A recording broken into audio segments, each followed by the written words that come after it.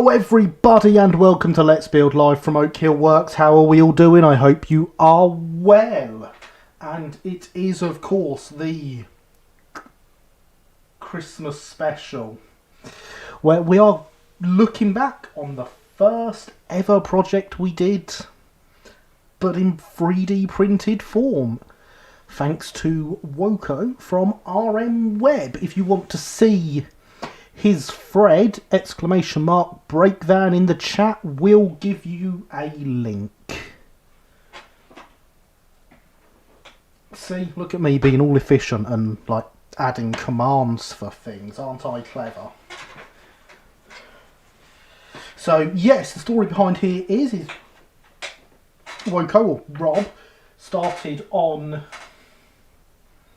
this breakvan as a 3D project and posted it up on RM Web.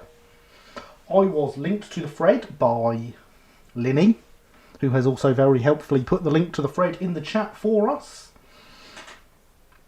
I had a look and noticed a problem, or an issue that arose in the last year. My one of the same break is wrong in the same way, in that the roof line follows along the back of the breakvan here, and the windows then follow that line. They actually didn't do that, and it was discovered not long ago. In the grand scheme of things, there were some photos of one of these breakvans showing that end at Hastings, and that in fact that end was almost completely flat and the windows followed the flat profile. So I sent these photos off to Rob as a thank you for the help that I gave with getting it right. He has sent me a kit of the breakvan now that it is all done, and I am very grateful to him for that. So what do we have here? We have a pair of soul bars with everything attached. So you got your steps, you got your axle boxes, springs, it's all there. The body, which is rounded for the roof at one end and flat for the windows at the other. And the roof, which, well, you can't really see the flat end with the windows on it because it is all still on its printed supports.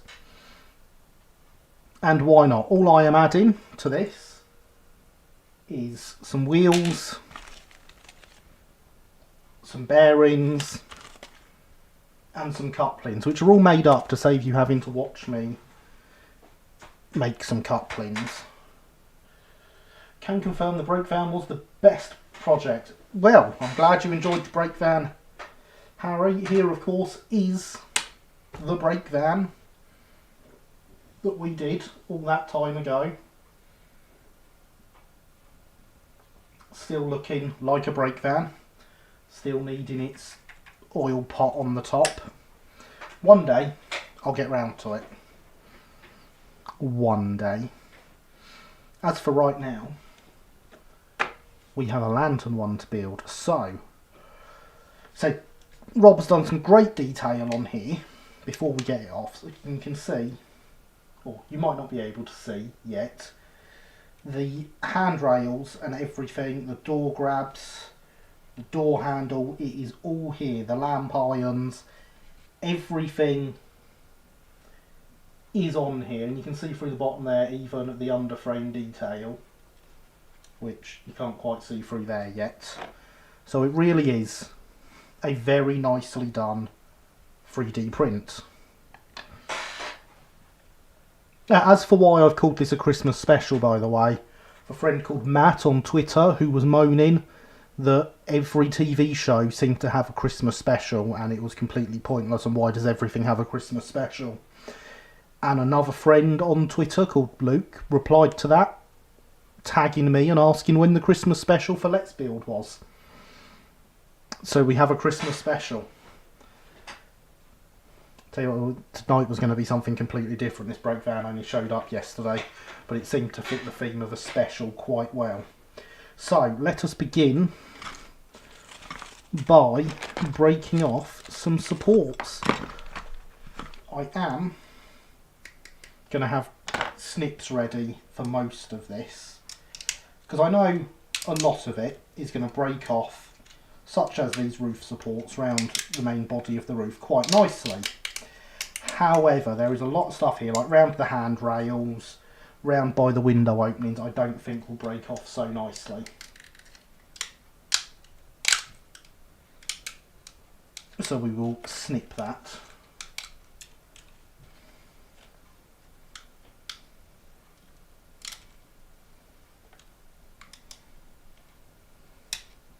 Rather than a knife, I would suggest some snips for removing supports from the handrails. Snips is what I had, don't worry. They are snips. The knife is red. But listen to Linny, Linny knows this stuff better than I do. Using a knife can bend the handrail, causing them to snap. Yes, I expected it would.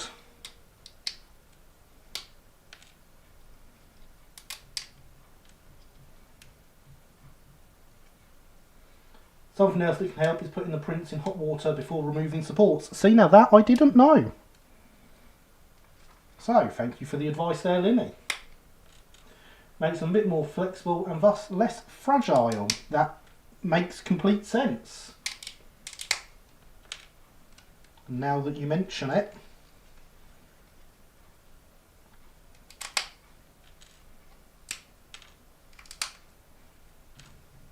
I advise snips for everything. I tried a knife for the hopper and caused more damage than snips did. Yeah, I can imagine it would.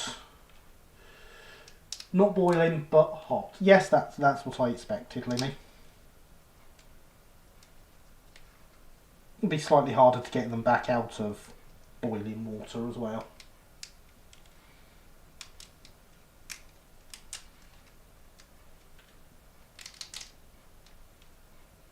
But these are all tips I shall remember for when I actually start printing stuff.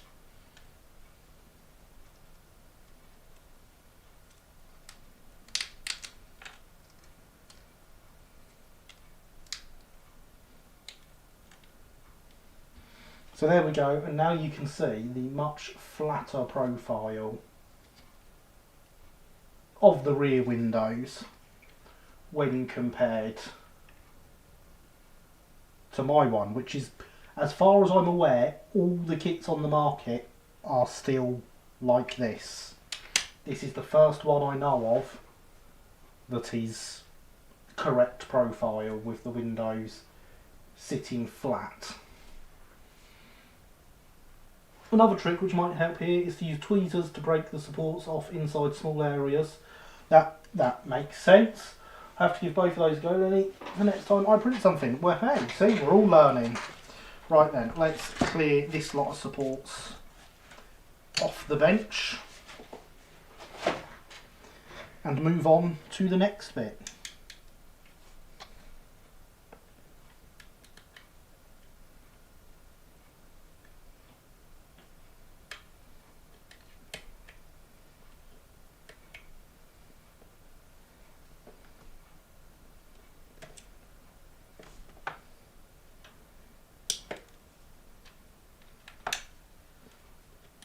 All these are broken off, so if I just get them away, they're not going to be in my way.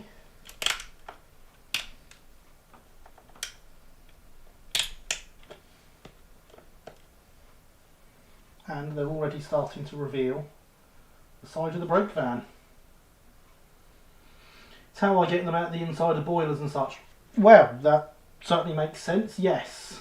I'm learning. Also to run sharp bits of supports with bare feet for weeks. I expect I probably will, yes.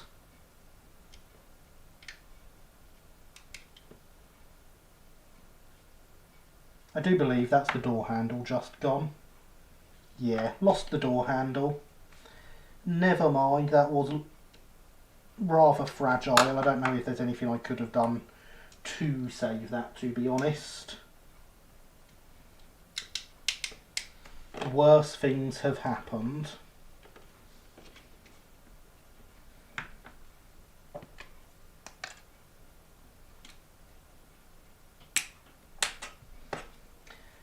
certainly shouldn't be a hard bit to replace.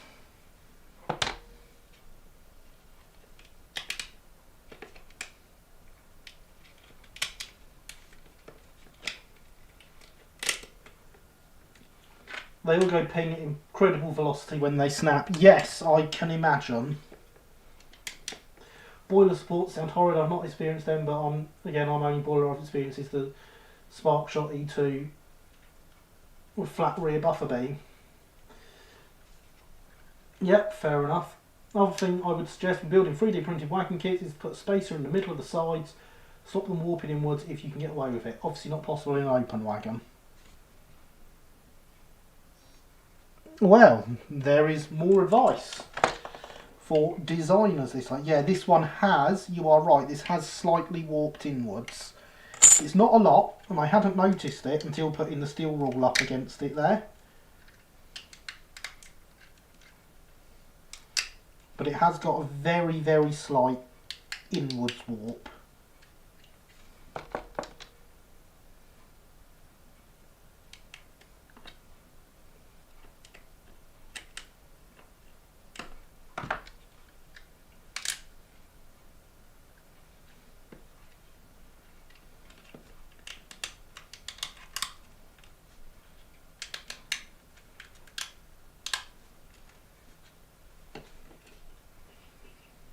Bit of plasticard should do it. Yes, I expect so. That is what I will go with. A bit of 60 foul most likely. And good evening, Heritage Railway Productions. How are you this evening? I hope you are well. Again, with hot water you'll be able to bend sides out slightly so the spacer can be a nice snug fit. Ah, clever.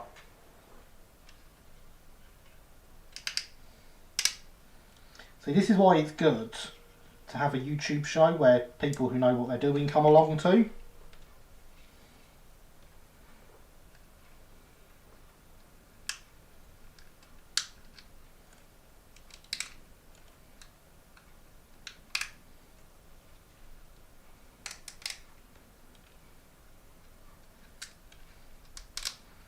Right, can I get in and snip that bit off the lamp iron now? I can indeed.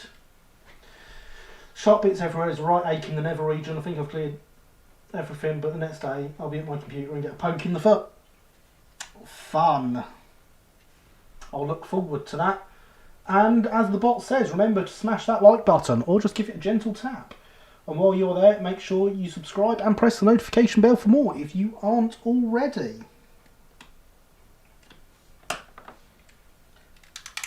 You will get alerted whenever I upload a video or go live. Well, for you, I hope you are too. I am indeed Heritage Railway Productions. Thank you. We are currently a bit light on the uploaded videos and have been for a little while, but we'll get back to having more stuff going on.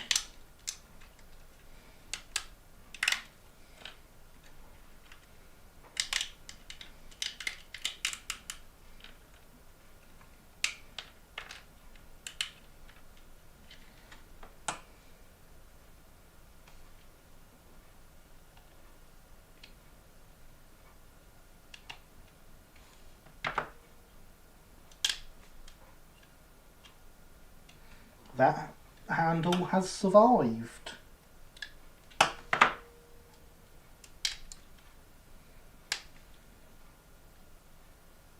It looks like that's the last bit of small detail with a support on it.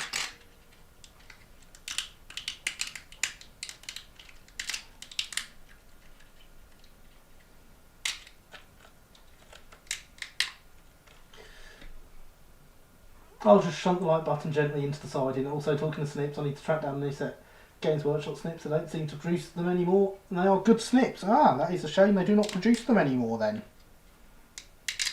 And your shunting of the like button gently into a siding is very much appreciated.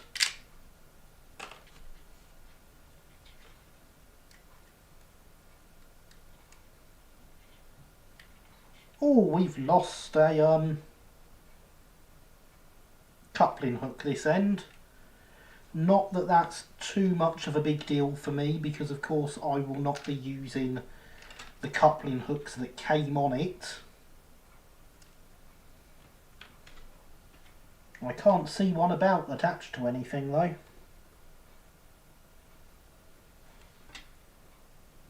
Of course I will be cutting them off and replacing them with Smith's free links. Let us get rid of all those supports.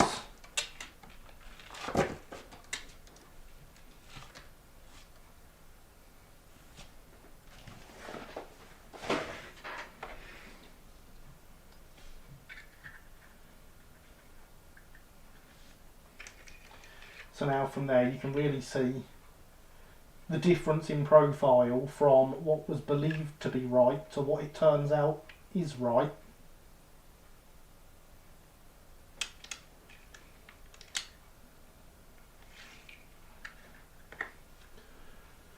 If you're going to drill the body, then definitely do the warm cut or soften resin. It usually doesn't like being drilled and tends to shatter in my experience. Okay, I shall remember that, and we'll have to get some warm water out in a bit.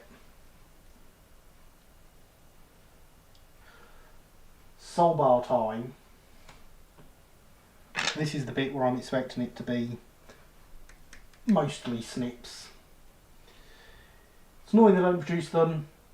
Some of the best snips I've ever had, but then again my favourite scalpel handle got discontinued when mine broke. What will be will be. Indeed. Have a look at a pair of drapers. Excellent. Good to see that you've got some advice and can go with it and hopefully get a decent set. That is what we are all here for. And there is a link from Mr. Mole for you, Thomas.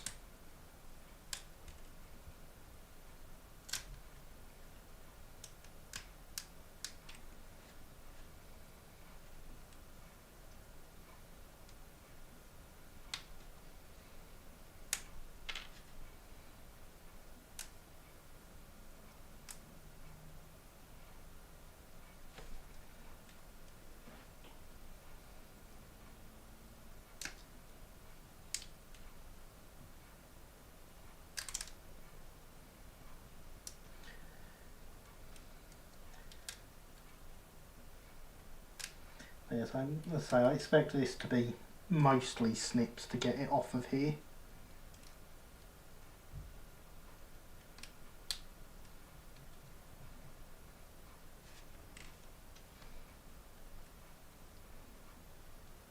As there is quite a bit of detail we could probably otherwise break.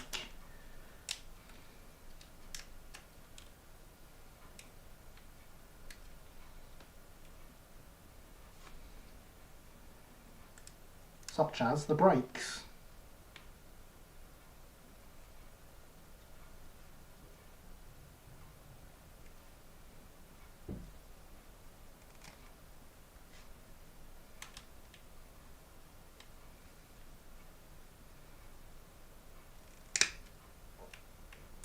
And it appears the resin at the top of that one had not set properly.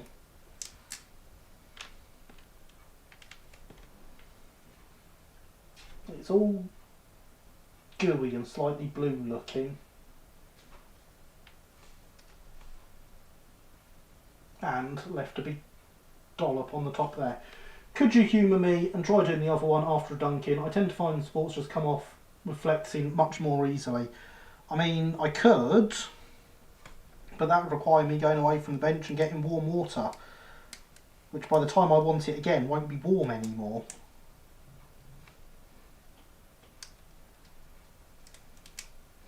I tend to find supports come off just like that, and I've never tried this dunking technique before. Although obviously I have much less experience at this than anyone else here. If only you had your kettle. Yes, if only. It's in the other room.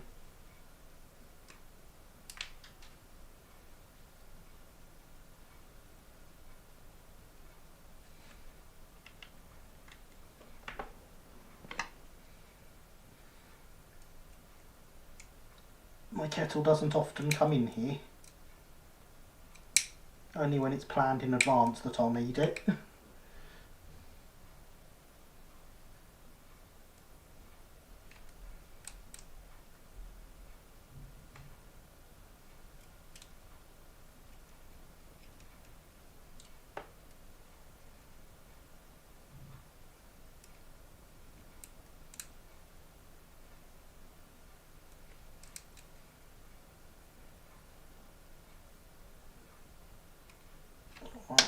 think I can probably get that into there. Or not.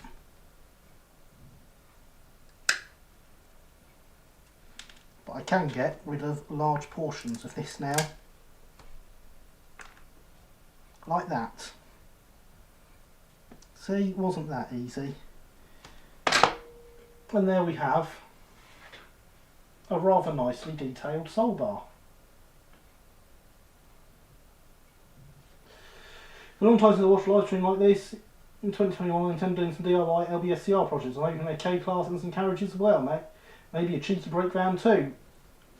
Excellent! Welcome, it is good to have you here watching. Those projects sound great. I of course have my K-Class. I've got many carriages to build still, but I do have a few built. And I definitely approve of brake van building, as you can probably tell by the workbench and the fact that our previous project was also a brake van. Right, Linny, before I attempt any resin dunking, any water dunking, that resin clearly hasn't set properly. Would it be a bad idea to dunk resin that hasn't set properly in hot water?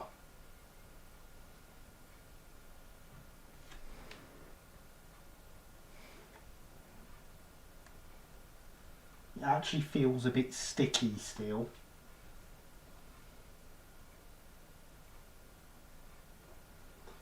Never seen resin do that. Do you have any IPA? I do have IPA. It is here with me. What would you advise I do?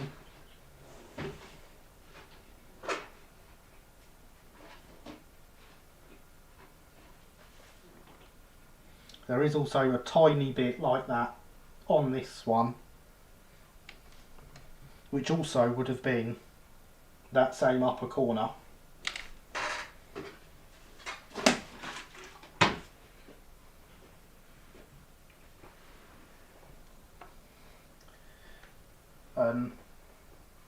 Hydration is important, everyone.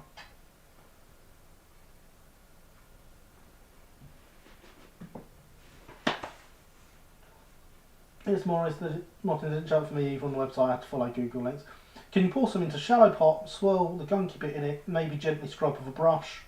A brush you don't care about. I can indeed.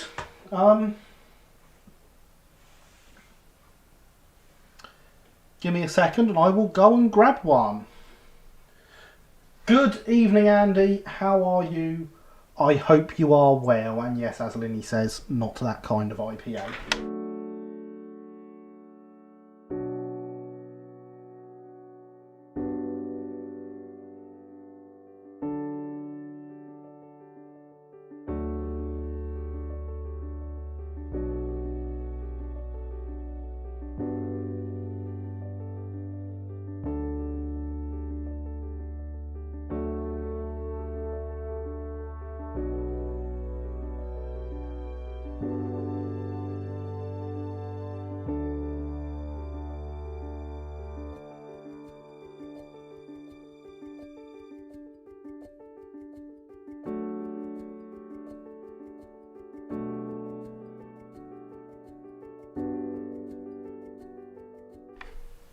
And we return with a little pot. A little pot into which we can pour some not that kind of IPA.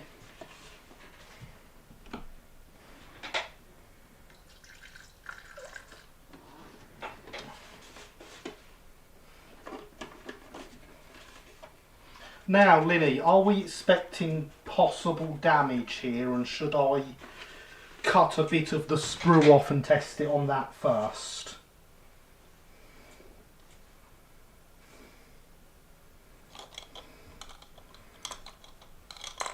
There's the brush we don't care about.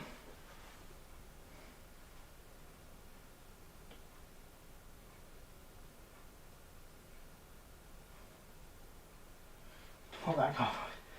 No, cured resin won't be affected by IPA, only uncured resin. Well, there's your problem. I'm wondering if that's fully cured. I assume it is, but it's still kind of sticky. If I were to 2 new pairs, cost a fair bit, but worth the money. So we're saying it's safe, yeah? It looks like there's just some uncured clinging to the cured bits. If you're sure.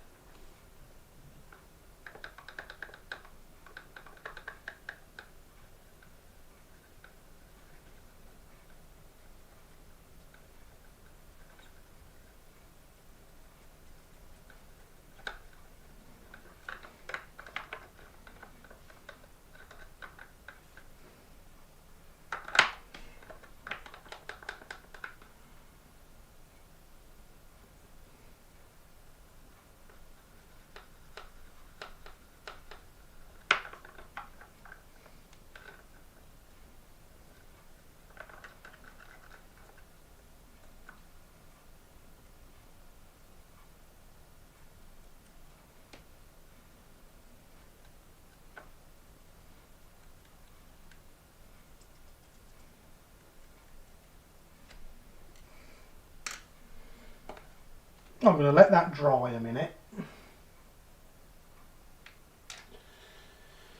Happy to I just realised I sound like one of those Euron people that swear by them. You're allowed to have a set of tools that you like, Thomas. I agree with you, G-Dog tools. Is it as blue as it looks on camera? Yes. Yes, it is. It is just as blue as it looks on camera.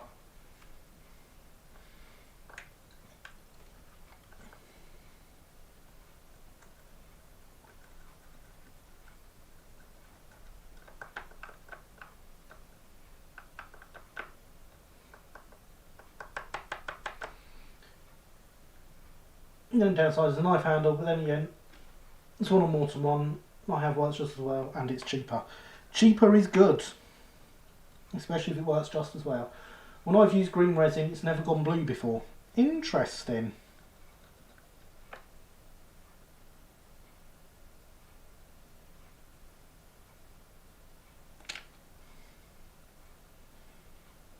I mean, it doesn't feel sticky anymore.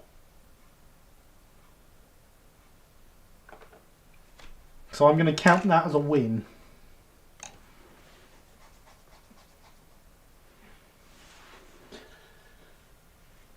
So it's usually like a lime jelly for me. Alright, looks wise that is. Excellent, yeah. So I'm going to get rid of that bit of IPA.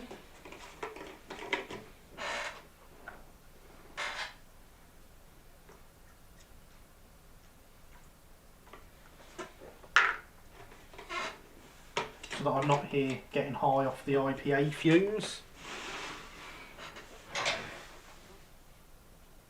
I'd be concerned if it was the texture of lime jelly. Yes, I mean, I knew what you meant, thankfully. I too would be concerned if it was the texture of lime jelly.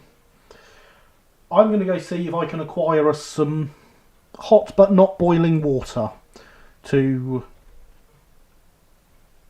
humour Linny with soaking this to remove the supports. Back in a second.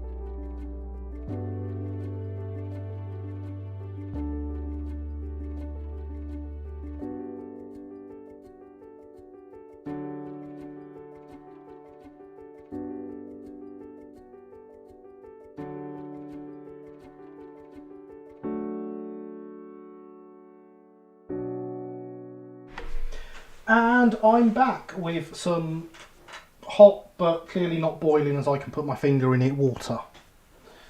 Since I'm new to all this, would I need lots of brushes for each different shade colours of paint I use? Can I get away with the same ones? I've got lots to learn being a noob. Okay, so when it comes to painting, you can see over here I have a decent selection of brushes. I have used maybe 2 or 3 of them, to be honest.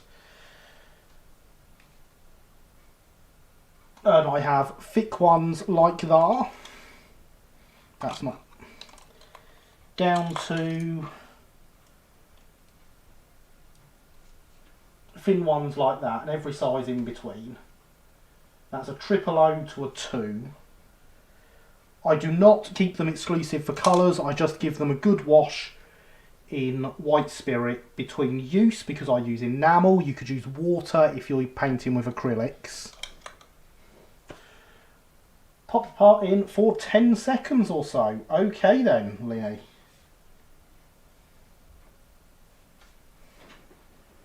And we count 10 seconds down, roughly, give or take. I'm actually watching my watch. You can also get brush cleaning substances for getting dried on paint off. You can indeed. Right, that is about 10 seconds.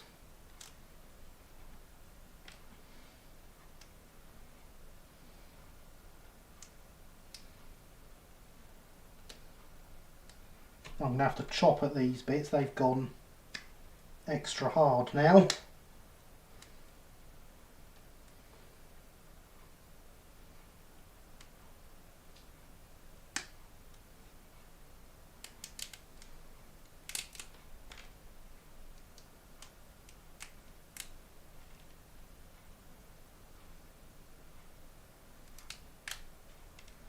I mean, it's definitely more flexible. It's definitely more flexible. But it has now cooled down, so we'll put it back in.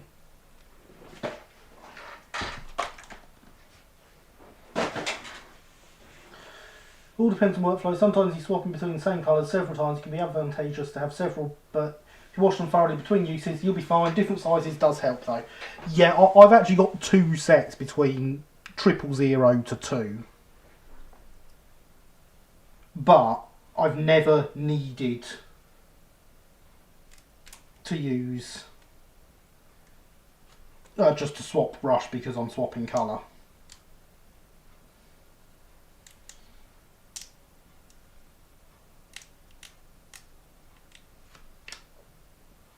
And even in Thomas's scenario there, I always prefer to wash the brush as soon as I am done with it.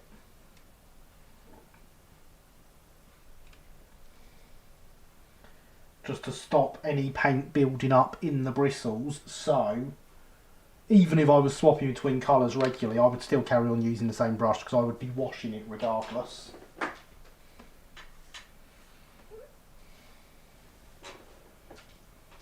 I assume I missed it, but who designed Stroudley brake van model? I'm making first baby steps into printed things, very useful to avoid shipping. Brake van, Linny, exclamation mark brake van. We'll give you the link to Rob's thread where he is working on this brake van in both 4mm and 7mm. Let's move our hot but not boiling water out of the way. Oh, there's still support in there. Come here. And let's have a look at our parts now that it's all off. Do you like my 7mm face? Indeed, I know you do. That's why I thought I'd best mention he's doing 7mm as well. So we have a body and a roof with the correct profile windows, which is nice.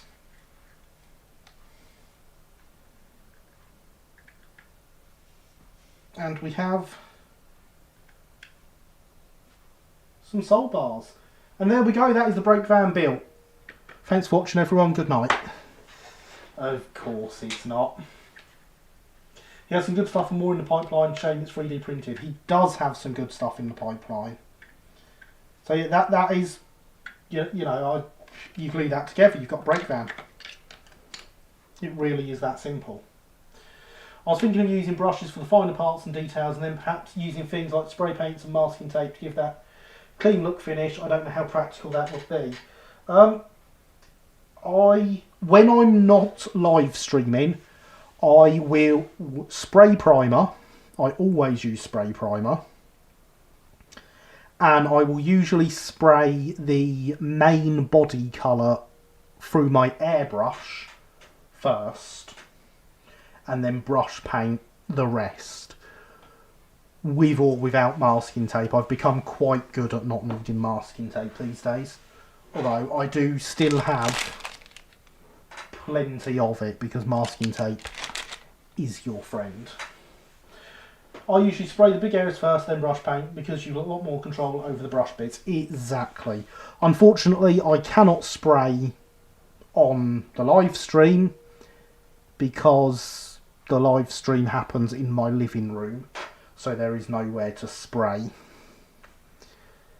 One day we will move to somewhere with an extractor fan, and then we will be able to spray on the live stream. And the spray booth will be that way, about 3 feet off the edge of the bench. And I'll just turn the camera around and we can spray on the live stream. Won't that be great?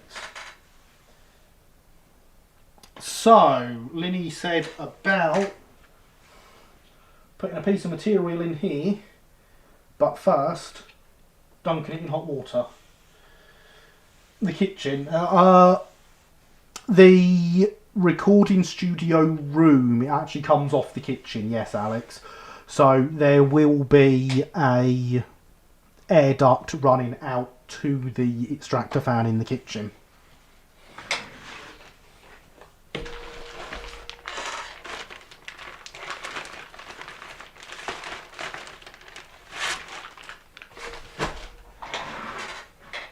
The bigger bits will take rather longer to heat though, so you'll probably want some fresh hot water. It's still quite warm. I was just going to get the measurements off it and then dunk it in whilst I cut the piece. I have to use this one to get the measurements because, of course, my steel rule, you can't exactly take measurements off it anymore. Look, there's my face again for a second. And there's the camera. So that looks to me like we want a piece that's 28mm long. That goes down to 26 when it gets into the middle. Okay, that'll probably be fine. Excellent. So that is now in there whilst we make the bit at 28mm. When it comes to paint, I can acquire spray wise. I'm happy to spray over brush painting, but then again, with the right brush paint, you can get a decent looking finish. You can indeed.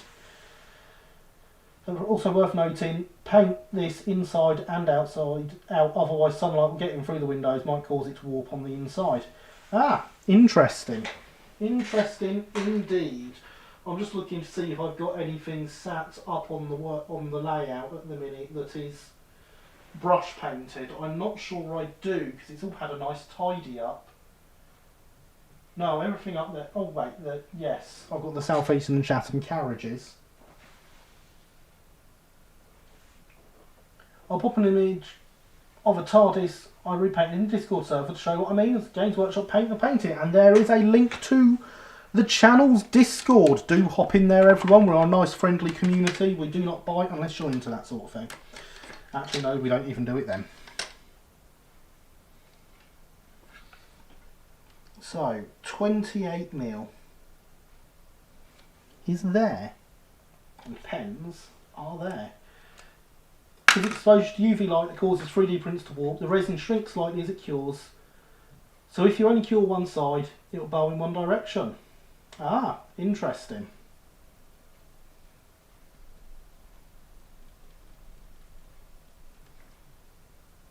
What, Alex? What?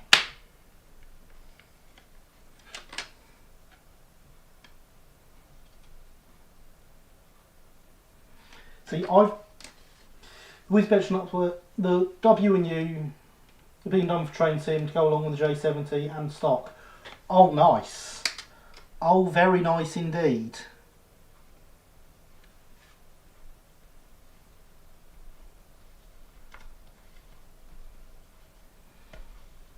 That is quite fabulous news.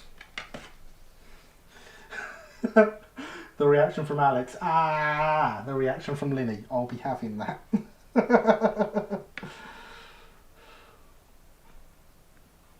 And that is 28mm all the way along that line.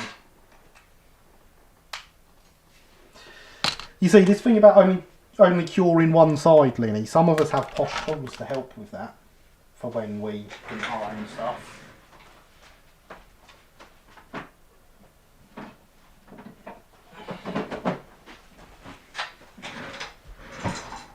Because some of us have one of these.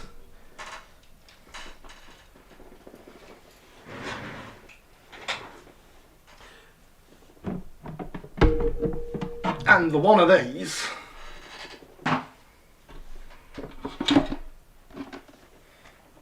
has a turntable.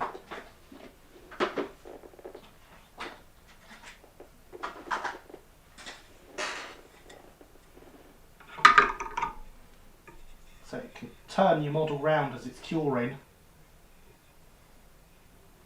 Need to make sure you shine light onto the interior of the model too. Yeah, but if I can put it at any angle and it's going to spin round and round and round, I could put it up like that, and so that way and that way on two separate goes and get the whole thing done. And it'll just sit there and spin round and round and round. So the top and bottom won't get shone on. Just remember to rotate it. Yeah, obviously.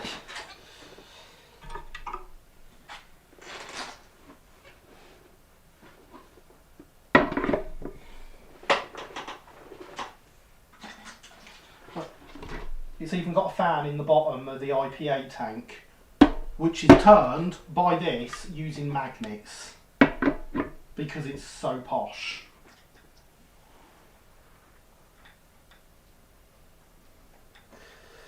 I'm breaking my Sunday rule. I need to link this video in Discord. Excellent!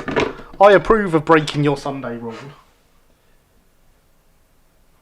Also pop D10 in as well. You need a spray hat. Excellent. So yes, there's my posh 3D print curing station. Now I just need to actually print stuff myself.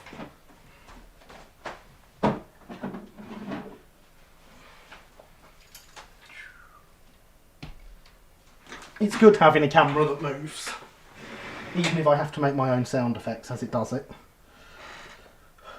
Hydration is important. Look, you can see the whole mug for a change. That means if I turn it round, you can see the whole of the terrier. Exclamation mark merch in the chat. You know you want one.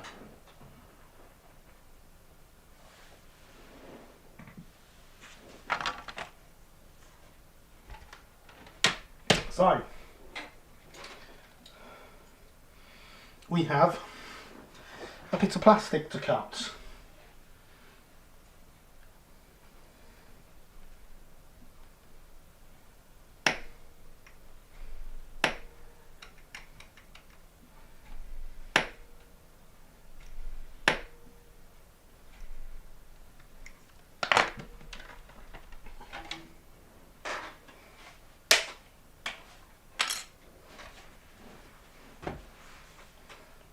That's one posh curing station. Mine's a plastic tub lined with aluminium foil and UV LED on the lid.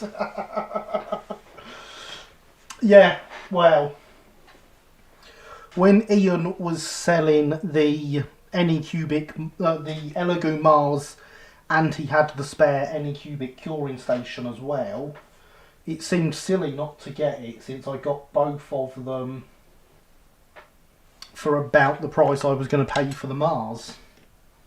Now I just want to chop this bit that's sticking off the end off.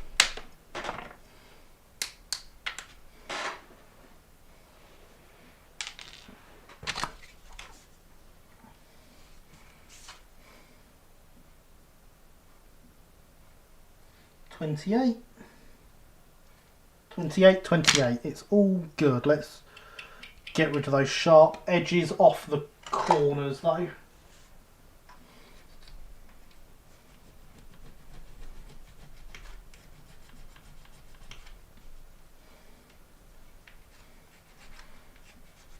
Yeah, it's got the IPA tank with a fan in it to wash it, and then it's got the UV LEDs in it as well.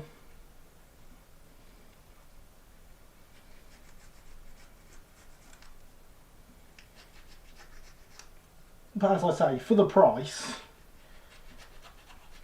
it was silly. It would have been silly not to.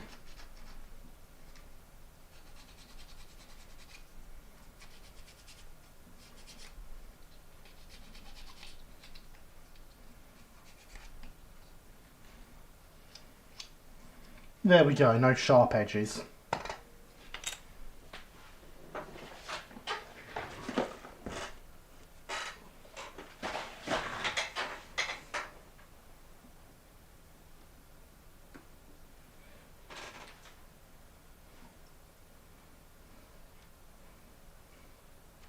So in theory,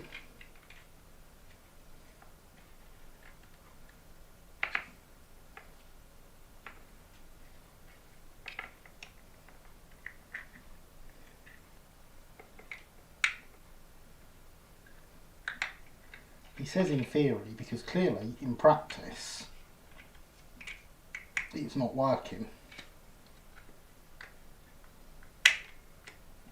Ah, the section with the doors is slightly thicker than the rest, so I actually only want it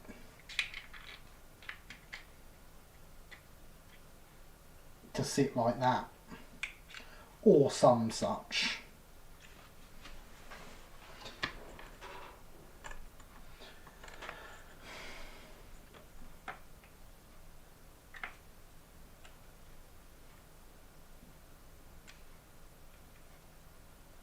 So that's slightly too big, and we need to lose a bit off of it so that it can sit like that. Where do I put the pen? There's the pen.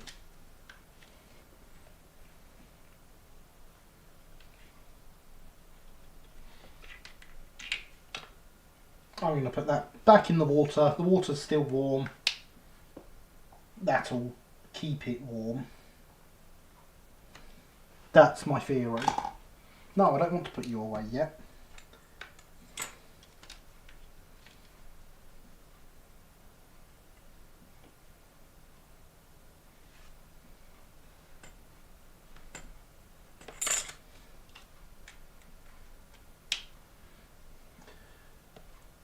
Right, new video on Discord. Excellent. That is fantastic news after we were talking about it the other day and how much you wanted it. It had to come eventually, didn't it? I'm glad it was this soon.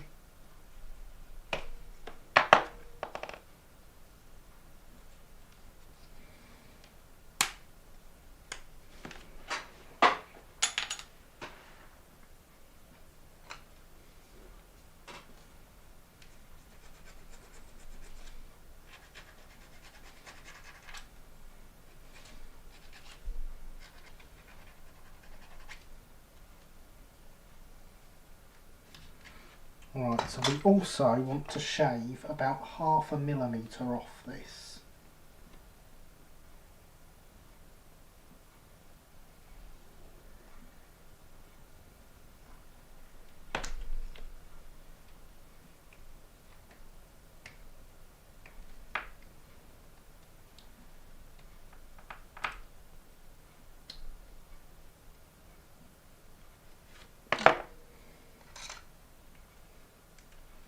Oh yeah, so you're doing correct on because obviously need add some central bracing to stop any future dodgy bowing. Yes, indeed. Hello Rob, how are you? It has been fantastic so far. Admittedly, we've only removed the supports so far. But yes, it is good to have you here. Everyone seems very impressed with it.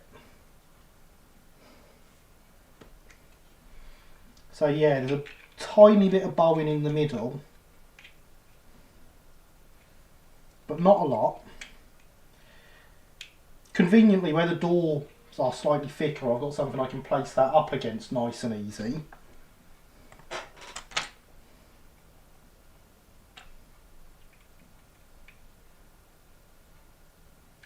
and that is got a bit of a bump on there that is still keeping it poking out. There we go, that's flat.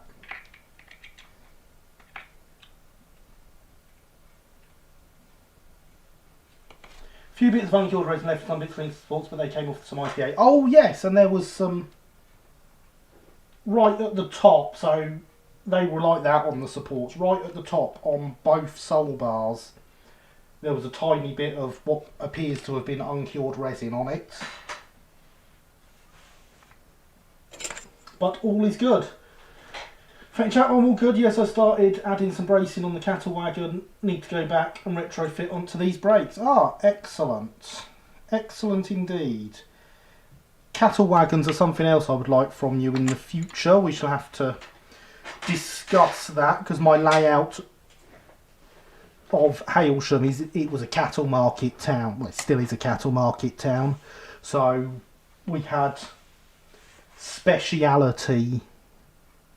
we had special cattle trains running every Wednesday, so I need lots. So yes, there we go, one brake van body.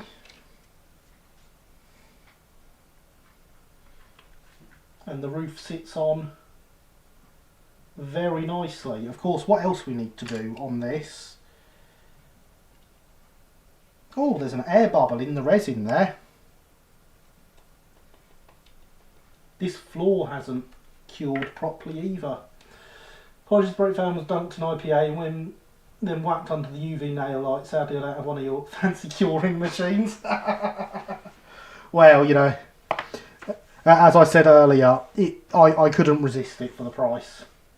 Happy I discovered this channel over the weekend, currently catching up on older content. Hello Star Killer, welcome, good to have you here.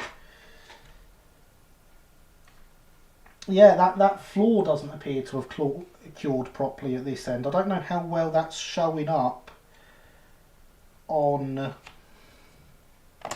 the camera, but there is, or was, a rather large air bubble just here that I'm now running around the inside of. And it's all quite lumpy. Look, there's another one there, in fact. It's all quite lumpy. But other than that, it's all gone quite nicely. Nothing appears to be the same on the roof.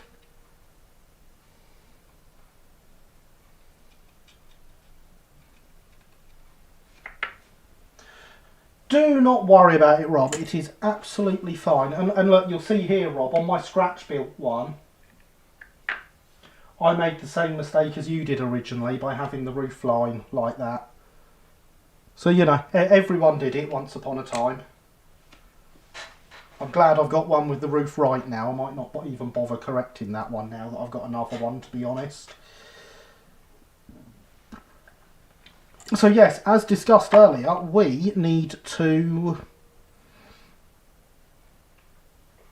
cut the coupling hooks off this and put a drill through it, because although Rob has done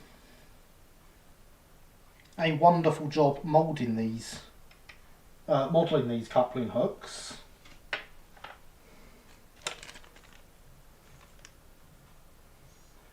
I use Smith's free links, which need to go through the buffer beam, so that is what it will get. Will you update the drawings? Ah, I had forgotten about that, Harry. Yes, I shall do that. In fact, this end, being like this, does explain this, because we lost the coupling hook.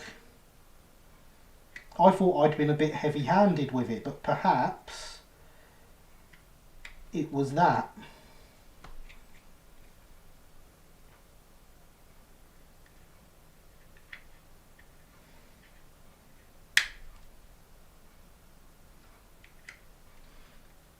So there goes Rob's nicely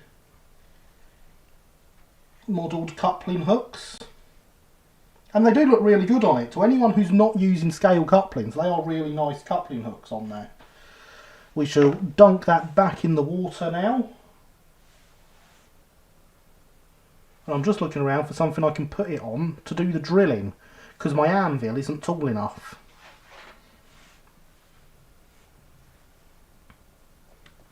I do, however, already have a drill with the drill bit in ready.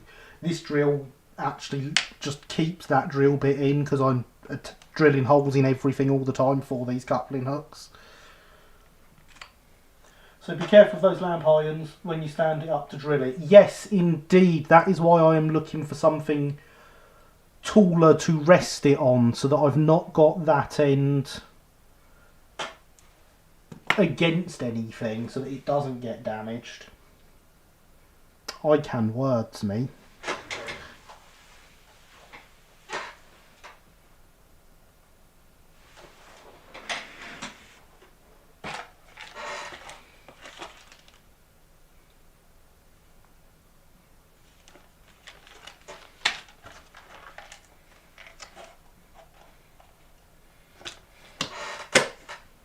It's going to stand up on the edge of this.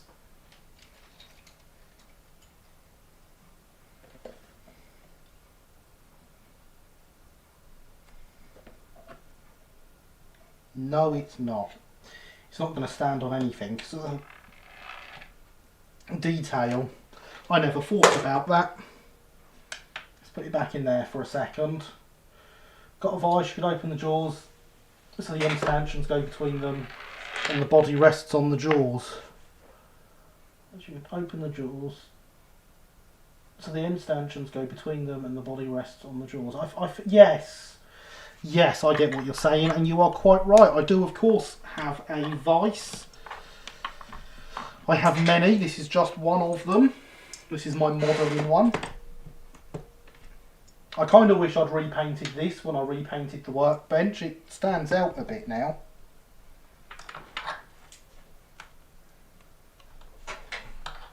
I might have to do that at some point, give it a nice clean up and a repaint. Put some terriers on it.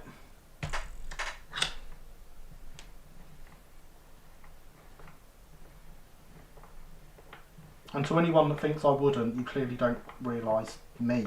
I totally would do that. Just don't grip it in the vice. No, obviously. I'm just making sure it does actually open far enough at the minute. It appears to.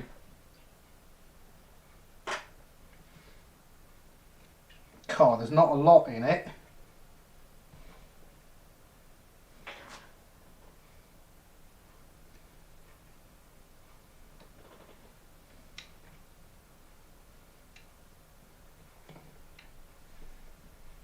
If I do it that way round, that's going to be a better way for it to lean and gives us more space.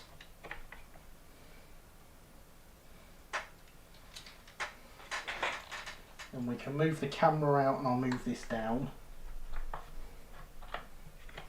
It's not gripped, it is just sitting there freely. It's actually leaning against my finger on the bottom at the minute.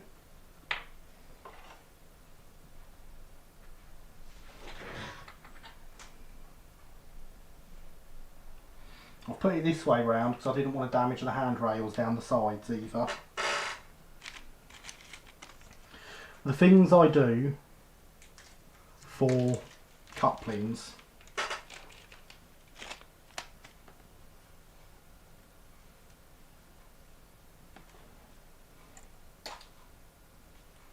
like punching the camera.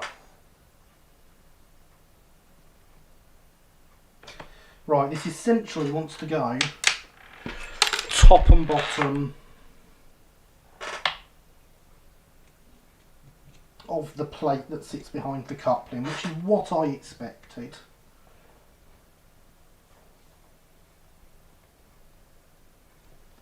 Which is almost all the way out.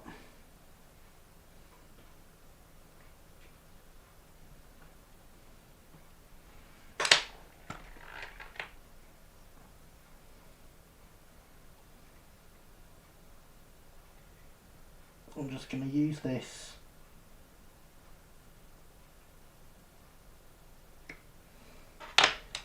to mark a slight pilot hole and hope that the drill will sit into it.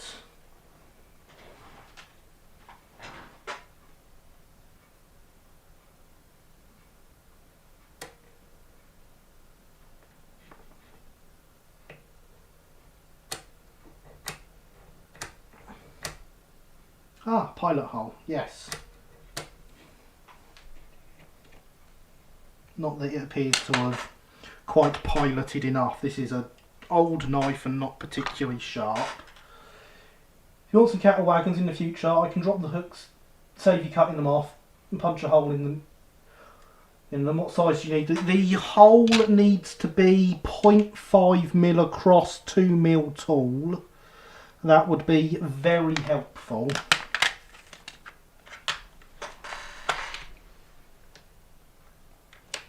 So I'm quite used to doing this with just about everything. It obviously gets a lot more scary when it's brand new, ready to run, several hundred pound stock. Which is why my H1 and H2 currently don't have couplings.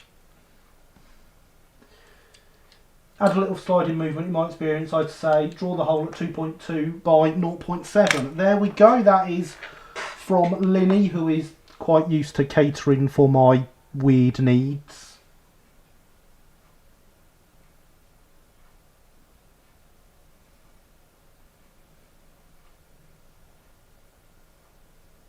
So now we've got a very sharp blade on there.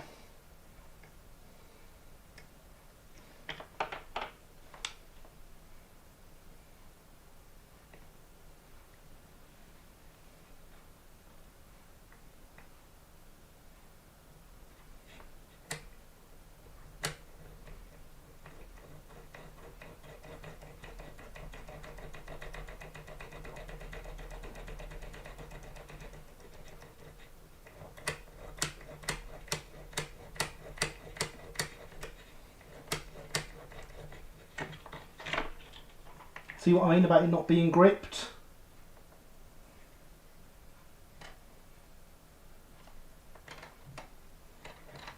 The other thing you might want to do is have the framing behind the buffer.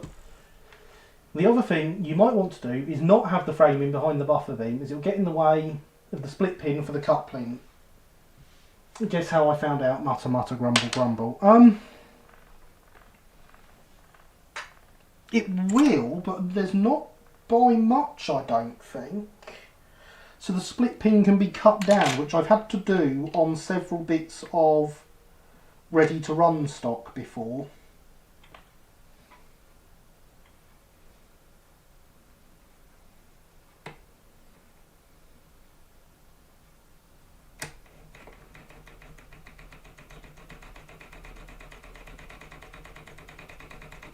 So I wouldn't consider that a problem so much, personally.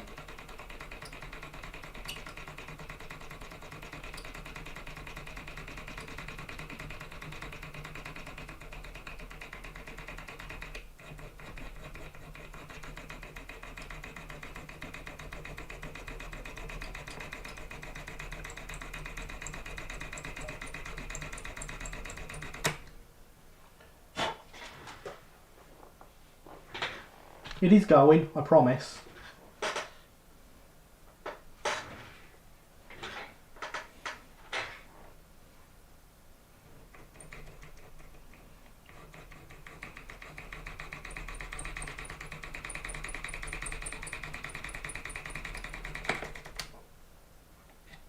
I don't ever like to do it too fast in case it jumps like that, because I don't want to scratch anywhere else.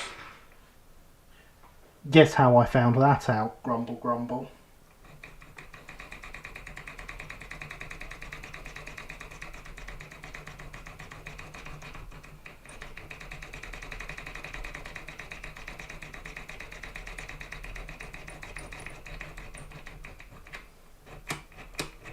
Why, that's my line, exactly. I had to steal it because you just used it.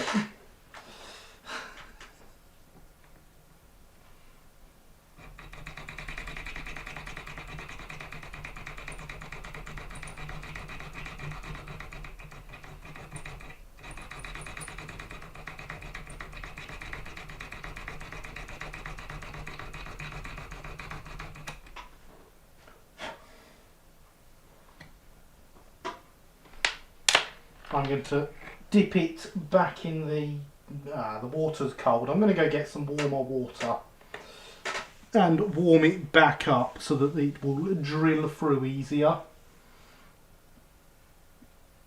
See you soon. Oh, hang on. I have to watch the rest of this stream tomorrow. I have to go to bed in a minute. Have this little thing called work in the early morning, but your work looks really neat so far. Thank you, Tom. That's totally understandable. I really appreciate you coming by. I hope you can come by again. But yes, I do understand that little thing called work, unfortunately. One day, eh? Good night, sleep well, see you next time. Right, be right back, everyone.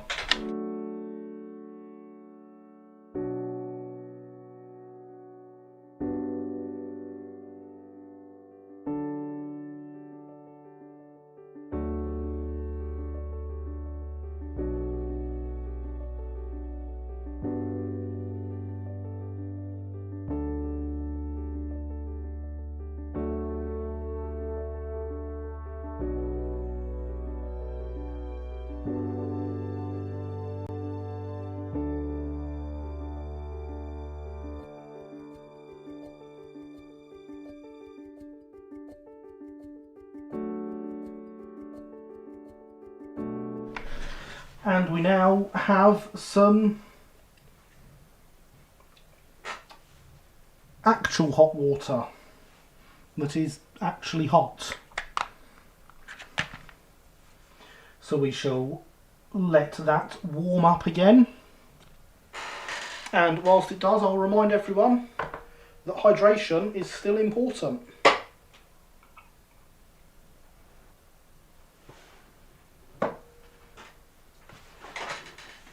And so make sure you keep yourself well hydrated.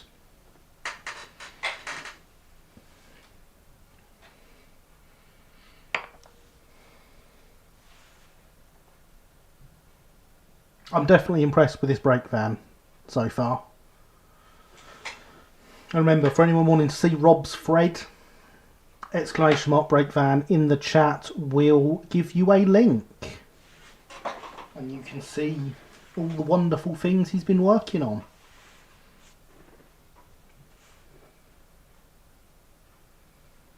And there we go with a link from Linny. Thank you very much.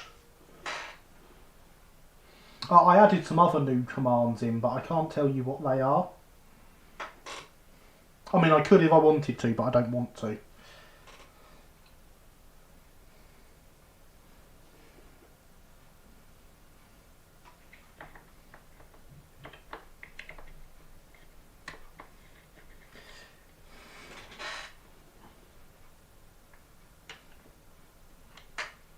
Not a problem, Rob. Not a problem. We all like to look after each other here.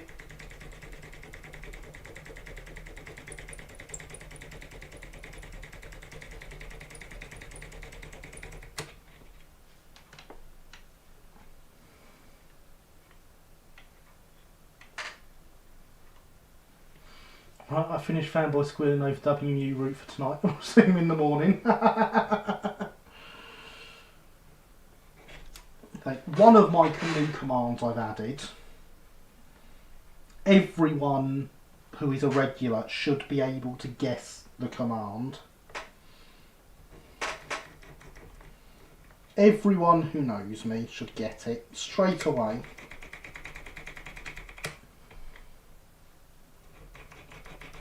There we go.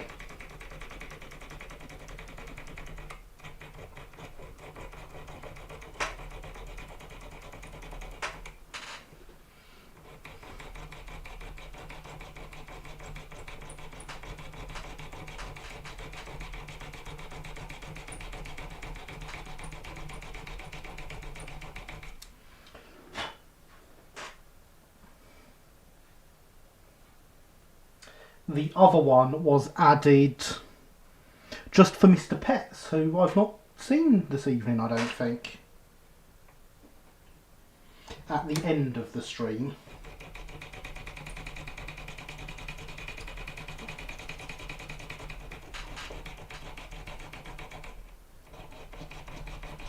No, we already have that command for him. We've had that one for a while.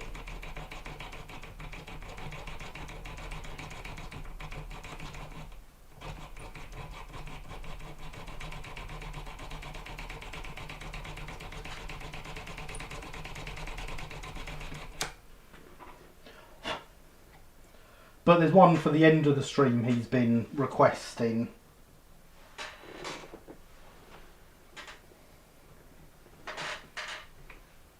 Couple of times, and I thought whilst I had the chat bot open to add the link to Rob's thread, I would add that.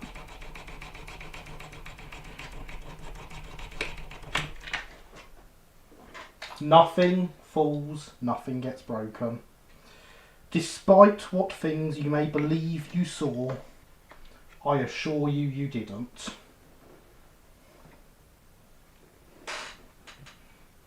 Except for maybe my drill bit. It's really not wanting to go through here, is it?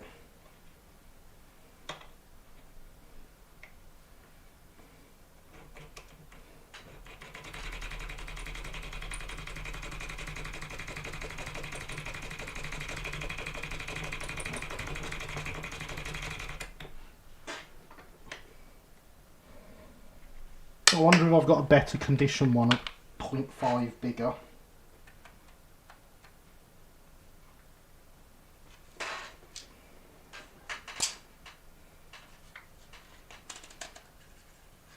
And there is a link to Patreon for anyone wanting to join the Patreon. I won't hold it against you if you do, or don't.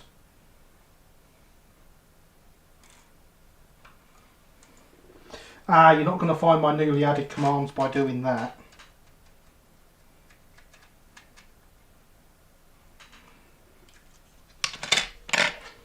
Because I haven't updated the commands page.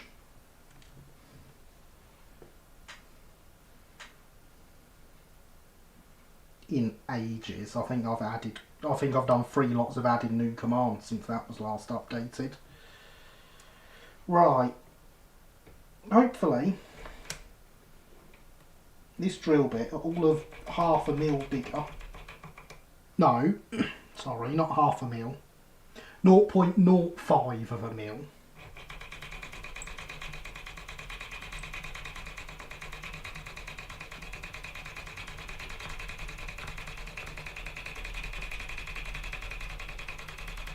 We'll go through quicker because this is an unused one.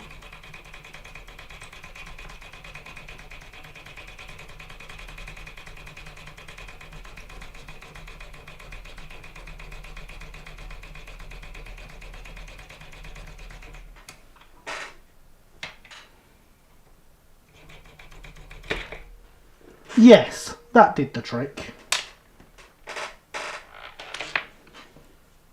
So this one can go in the bin. We do indeed, Javier. How are you this evening? I hope you are well. Let's give that a quick dunk. That'll clear off all the mess I've just made on it, and also warm it back up ready for more drilling. And whilst it warms up, we will again remember hydration is important, especially if you can have a terrier on your mug.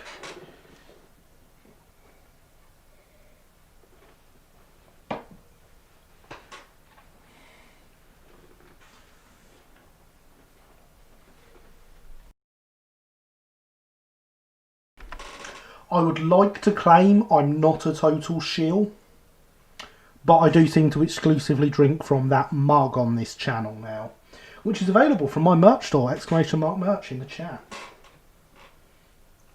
I wonder, has anyone done an electric pin vise, like you have the electric screwdrivers, but instead of it's a pin vise that doesn't go as fast or drill or as fast as drill or Dremel? That would be handy if they have. That is an interesting one. I do not know.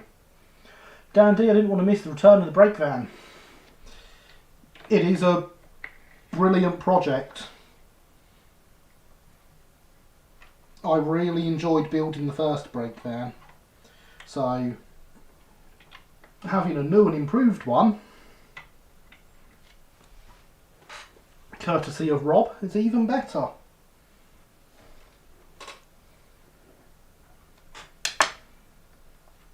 Right, so that sits there, so this wants to be there.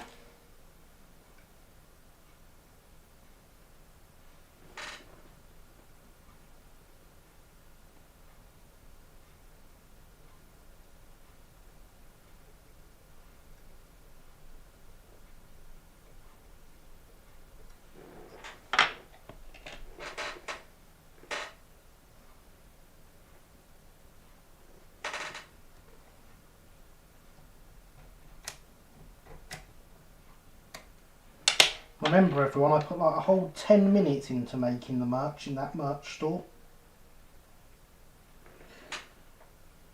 So appreciate it. By which I mean, I did it just so that I could look professional. Because I was told it was a good thing to do. And I am very grateful for everyone that actually buys stuff from it. After all, you bought me a mug.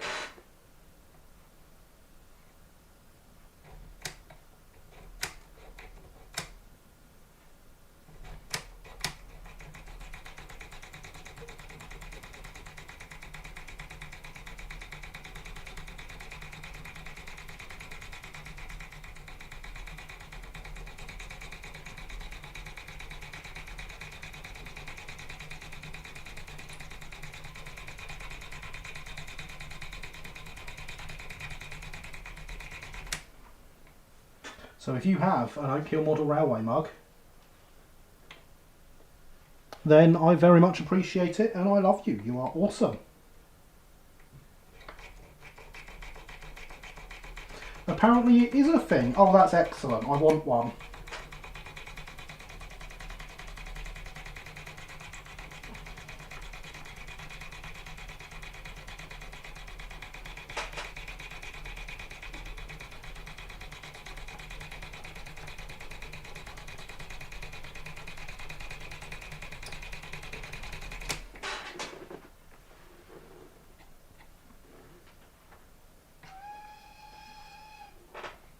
And there is a donation from Linny. Thank you very much. That is also very much appreciated. I do love when the donations come in. They do help keep the channel running.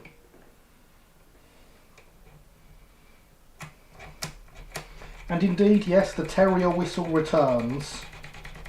Thankfully. I completely forgot that had broken and I had to fix it.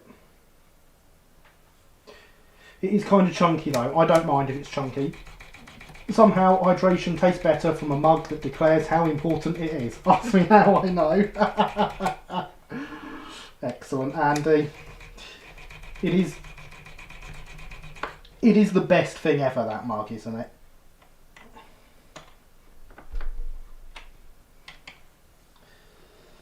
When I was told to set up a merch store to look professional, the first thing I thought was, I need mugs that say hydration is important. Because mugs that say hydration is important are important.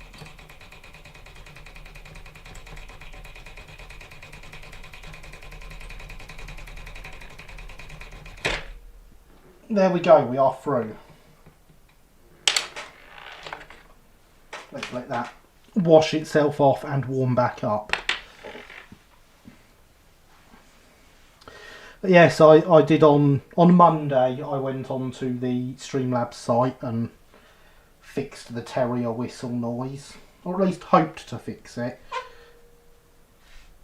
Because I forgot to test it, obviously. So thank you for testing it, Lily, and thank you for the donation. Both things are very much appreciated.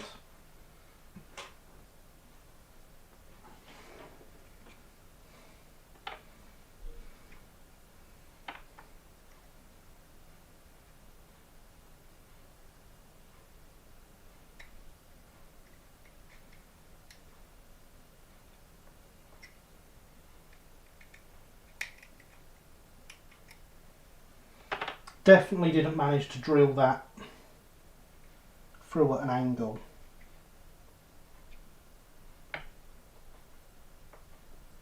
That's definitely not a thing I did.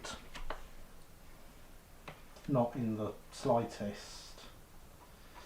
Oops. Must have slipped off the pilot hole slightly.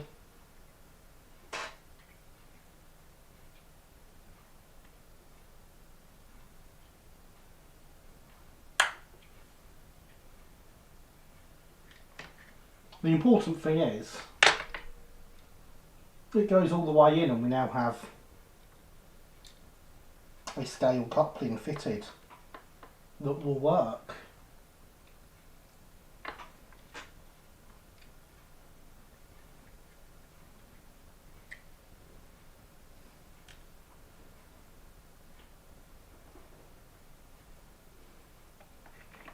We do of course have a second side. It's a brake van, it needs them on both sides because one end will be attached to the train, one end will be attached to the loco.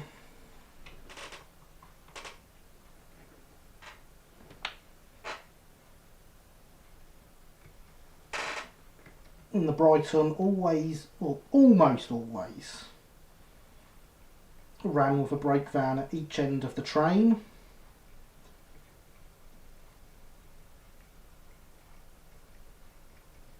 So there will always be a need for a brake van to have two working couplings.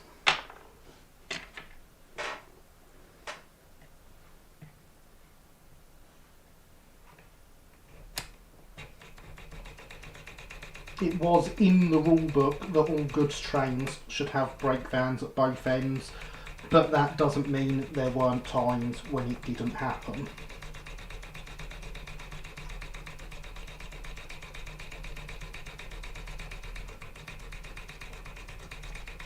However, without a specific photo of an exact goods train without brake vans at both ends, it's not something I would want to model.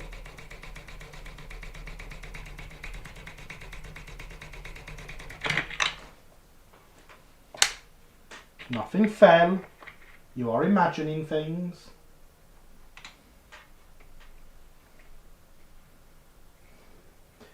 Two brake vans per train. How decadent. Well, yes, exactly. Very decadent.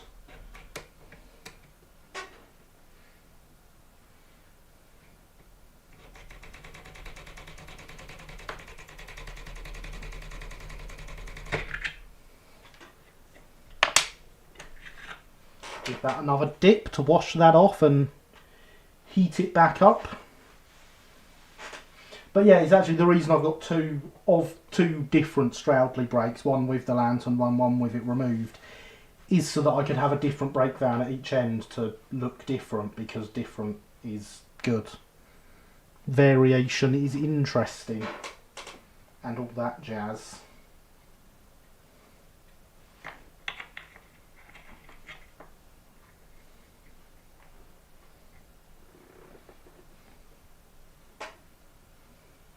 Got it, thank you, Alex.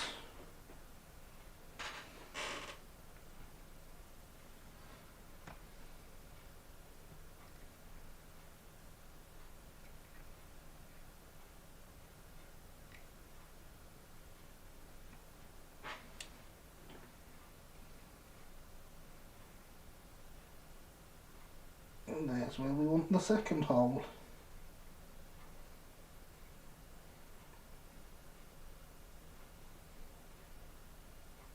I sound quite well practiced at this now.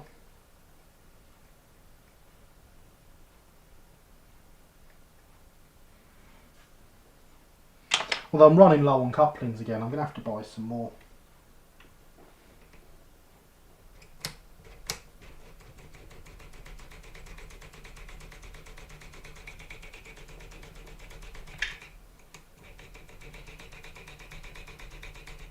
Because of course the problem with changing all your couplings is you have to spend money on buying couplings rather than just running your stock.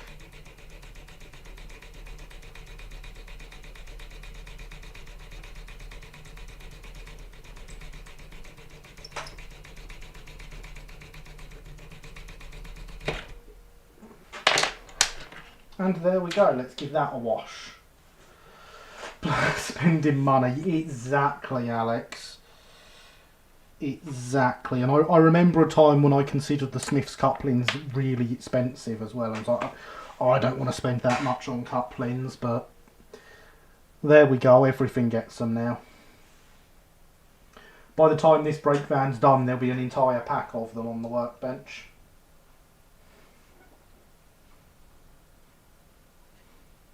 Almost.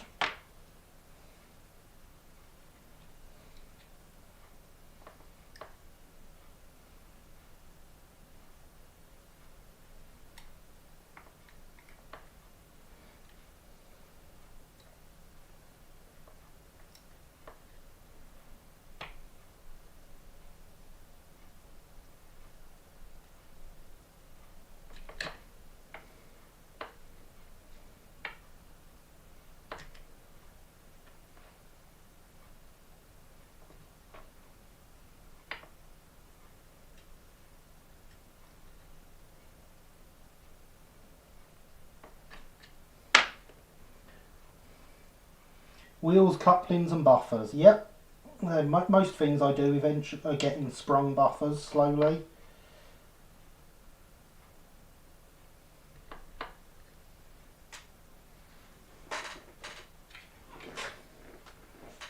Let's move the vice out of the way. We don't need that anymore. And we can probably even put the camera back to a place where I'm actually sat at the workbench.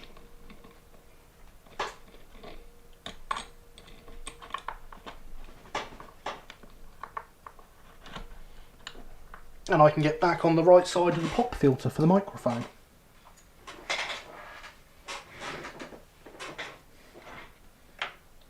Because the whole time we've been doing that, I've been sat on the wrong side of it.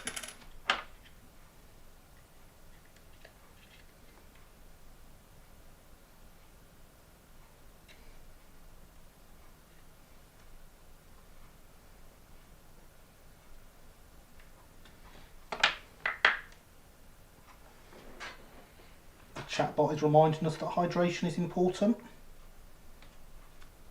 I would love to hydrate, but I need to refill the hydration vessel first.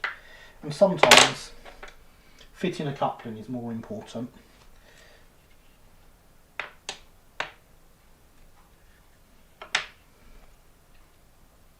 Okay, it's not. That's a lie.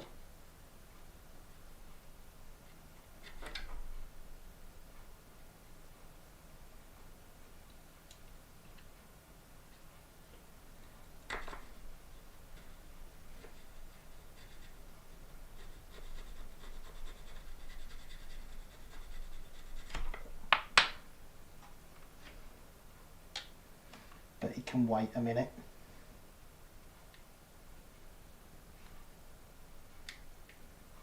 There we go.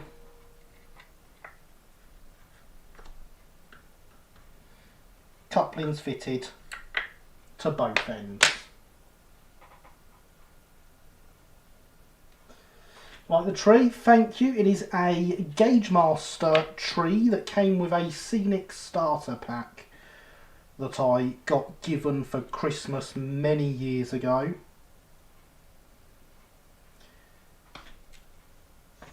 With the baubles coming off some ball chains that go around my actual Christmas tree, which is evidently just there.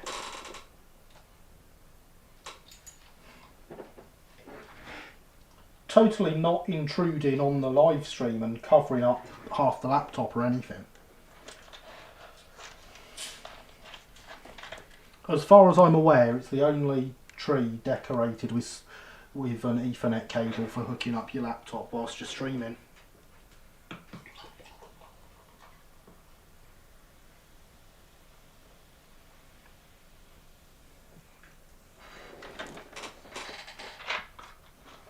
Multi-scale modelling, yes. I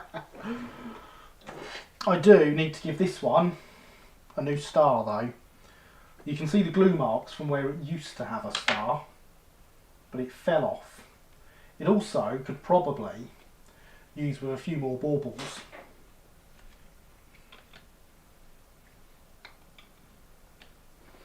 but it does the job it was designed to do. So, as the bot says, hydration is important.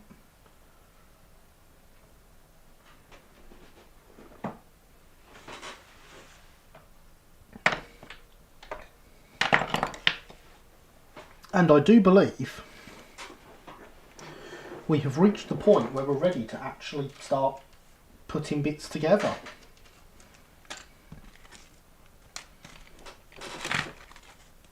So,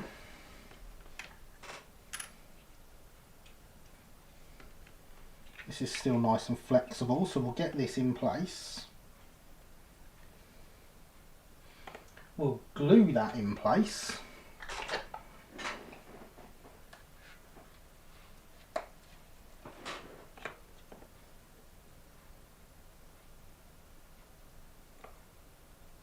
Just with a dab of super glue run down each side. That's not enough to actually run at all on this side. That's better.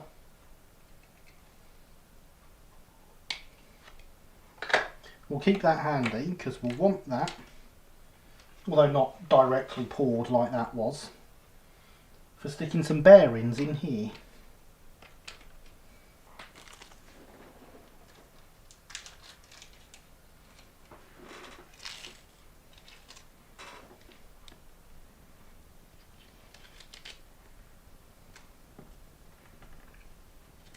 So we have my standard top hat bearings.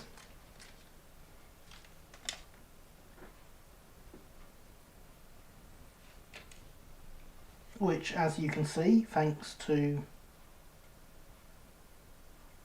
Rob's excellent designing, just drop nicely into the axle boxes. Another +1 for the kit.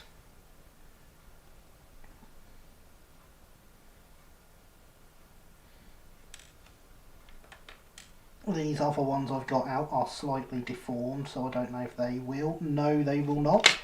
That is fine. We'll get some that aren't deformed.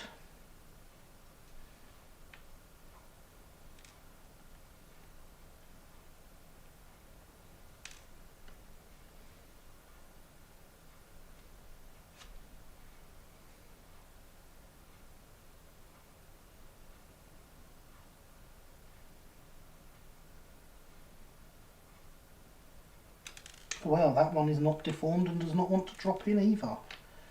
Let's see if these ones that drop in on that side will drop in on this side. They will not.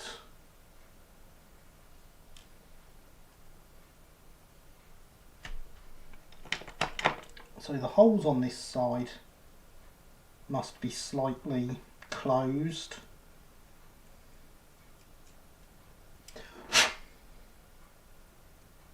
This is of course one of the many possible trials of 3D printing.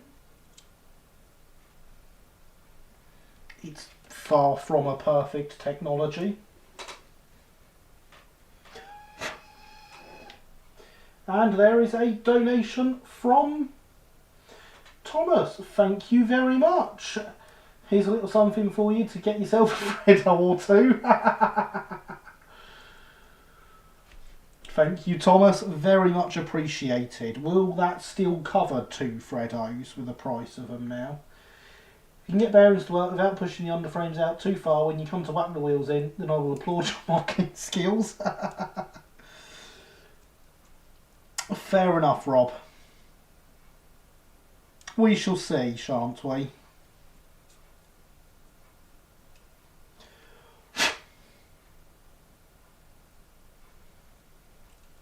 Although I must say I'm struggling with the same dilemma on the ballast wagons I'm designing at the moment. Because the scale distance between the axle boxes is about 22mm. The axles in 00 are 26.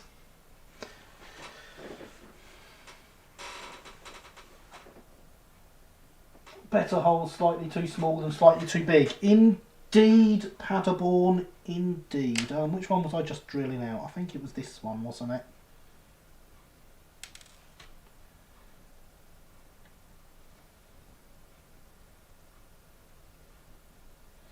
It's still not quite enough. I was expecting that because of the size drill bit I was using, to be fair.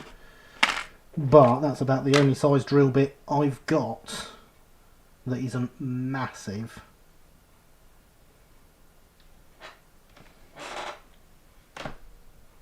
No, you're the good one.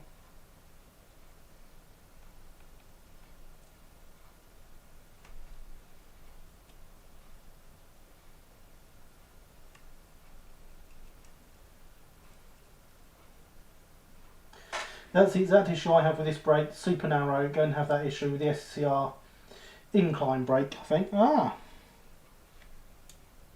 Well, if I come up with a solution to it in my CAD that works, I will make sure to let you know.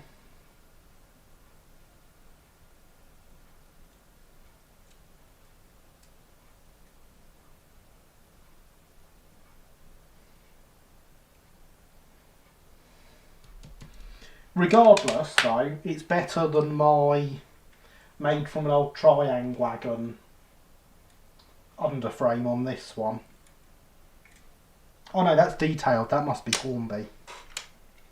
That one's Triang, though.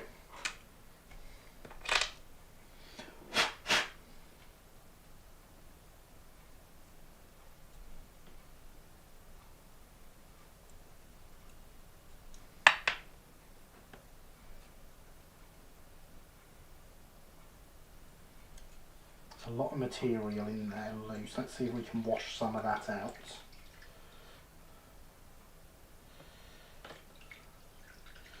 No worries, we must work together in these things for the betterment of everyone.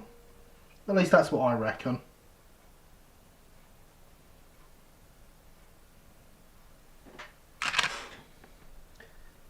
Every tip we can pass on improves modelling as a whole.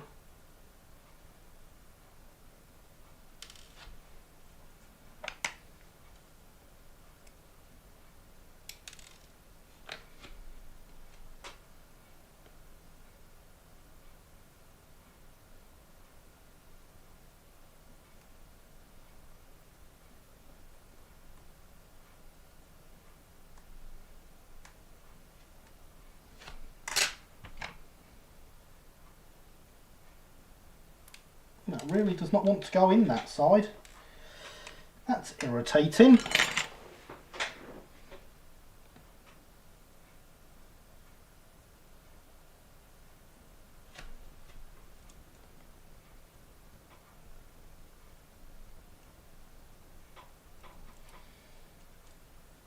It does look like the hole is nice and wide at the front and is getting thinner once it's gone in. Darn print errors. So I say, this is the joys of 3D printing, isn't it? Never expect anything to come out quite how you planned it. At least that's what I've been told.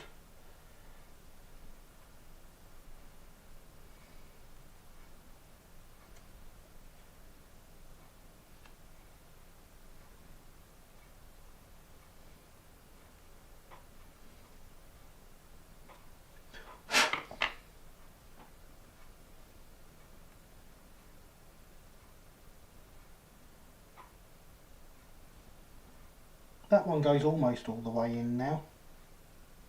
That's an improvement.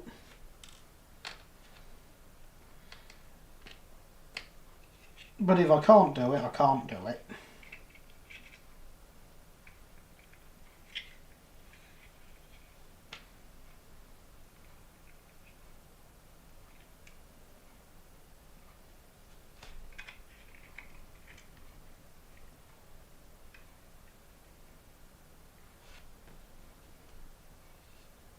That's not staying in place where I wanted you to.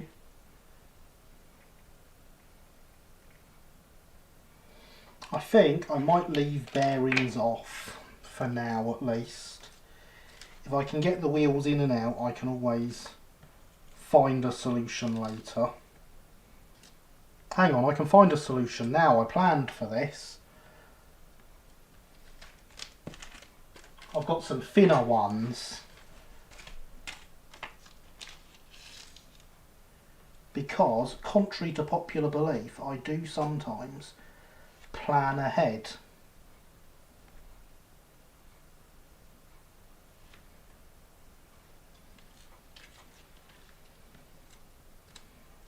Let's get these ones away.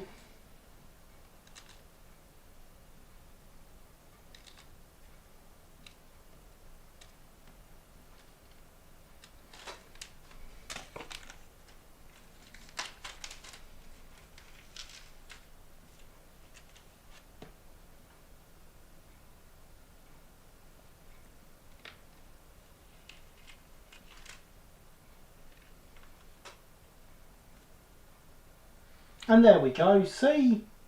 Fits perfect. I do occasionally plan ahead and have things sat around just in case. Whoever it was that warned me things like this happen, see, I did listen. Planning to fail is failing to plan, or whatever. Something along the lines of that. Yeah, exactly. Something like that. And there is a link to my Instagram from the bot. Thank you, bot. That Instagram is super important for people already here, because then they'll know I live stream, because it's purely used for live stream promotion at the minute. But hydration is important, everyone.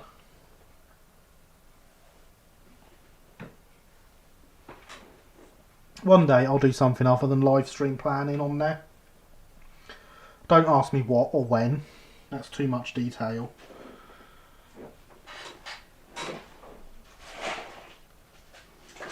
And then, because instant grams, like instant noodles, gramier. Exactly, Alex. Exactly.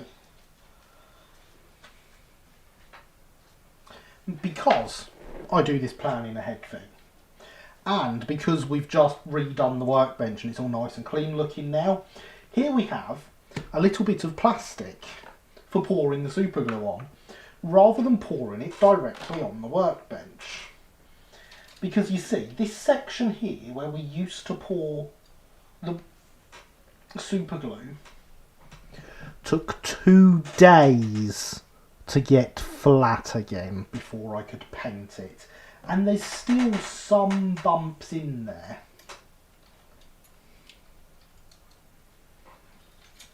So what we're not doing anymore, now that the workbench is all nice looking, is pouring filler and super glue directly onto it. I think my brain is fried. I think your brain was fried long ago, but at least you can blame it on the lack of sleep now, Alex.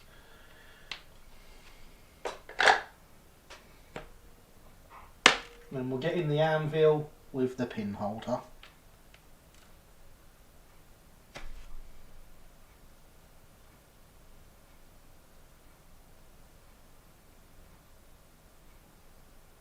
Drop some super glue in the hole.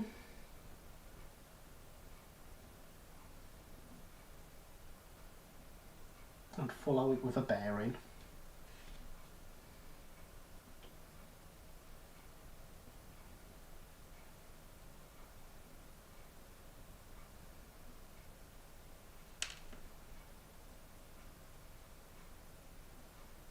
And same again.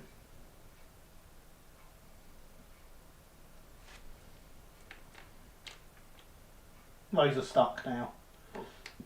I resemble that remark. See, your brain's not completely fried. And now we'll do the same to the other one that has printed nicely.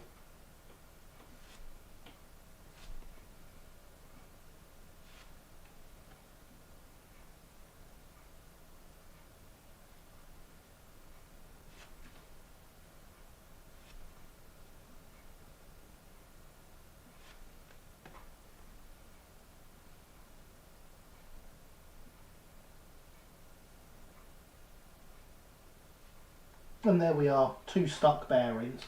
Who plans things? It's much more fun when things go wrong. For you, maybe.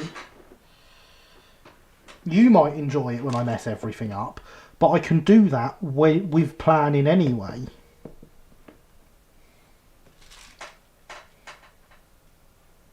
Didn't plan on where I was going to put that bit of plastic, did I? Yeah. That showed me. So, next thing we're going to do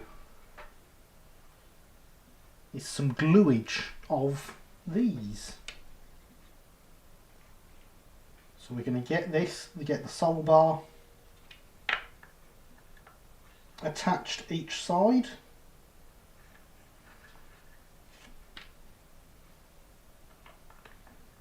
They handily sit in place quite nicely from how Rob has designed this.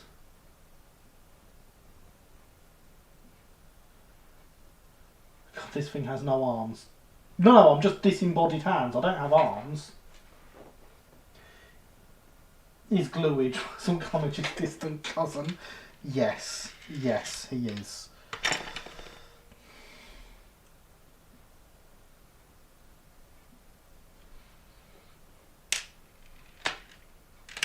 It's gonna be tight, but they might be all right.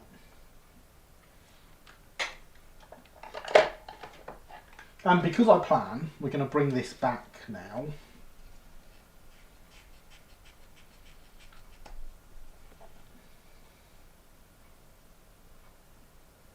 Drop a bit more glue onto it.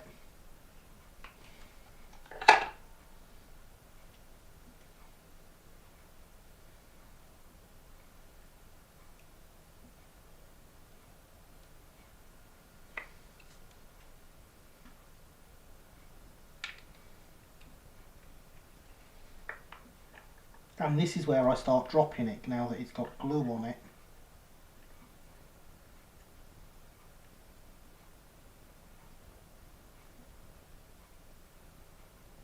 As I say, that lines up itself essentially because Rob has nicely provided things for it to do so.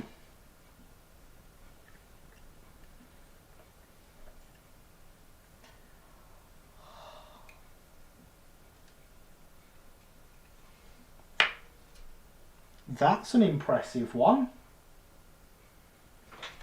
So, in case you were wondering, what is stronger? This lamp iron, that I will point out is still attached to the brake van, or the tip of my disembodied finger? The answer is clearly the lamp iron. Because that lamp iron's still there and my fingertip now has a hole in it. Well done, resin.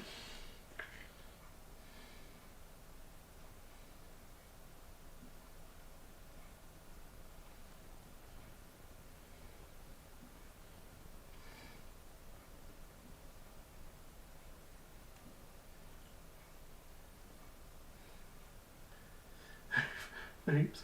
Definitely dry fit the wheels first before gluing on to check you have correct distance. So, yeah, it's fine.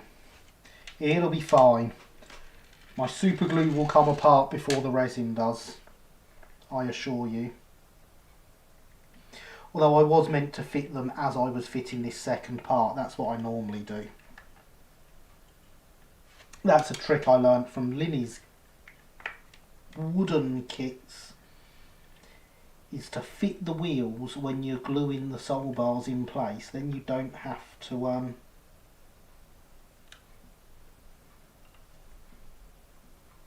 bend stuff. That's what I was trying to say.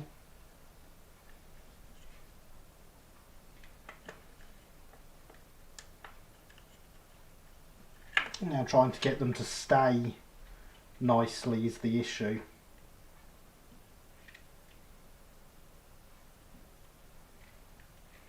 No, don't fall out, it's falling out.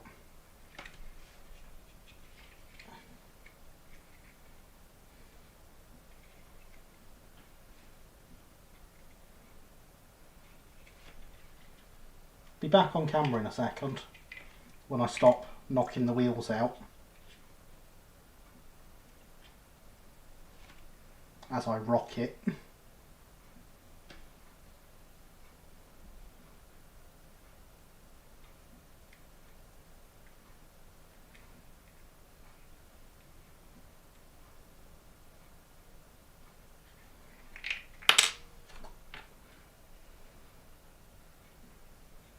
I rocked it too much. But as I say, my glue goes before the racing does. I'd recommend clamping, then standing upright to make sure everything dries level and flat. Yes. Planned for that as well, don't worry.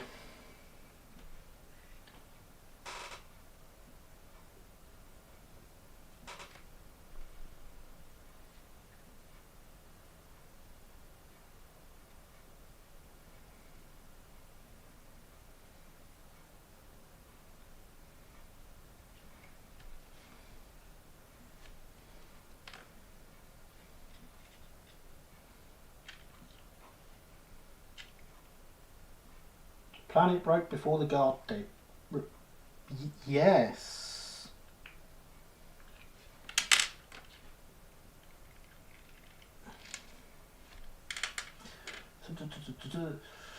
Accidents in the workplace, you can sue your boss for that. Now, Alex, I would like to ask, in this sense, is my boss the person that pays me? Because if so, I'd like to remind you of something, and you probably shouldn't encourage me to sue my boss. Please don't sue me. I won't, Linny. I won't.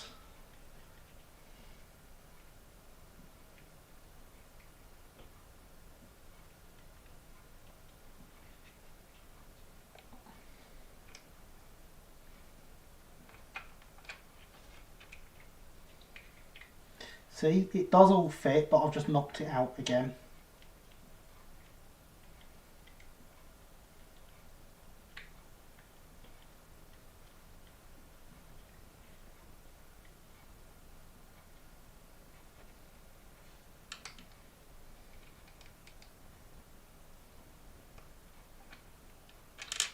I was trying to make sure it's level and I keep pushing it outwards. It can't quite take the weight of the body on it.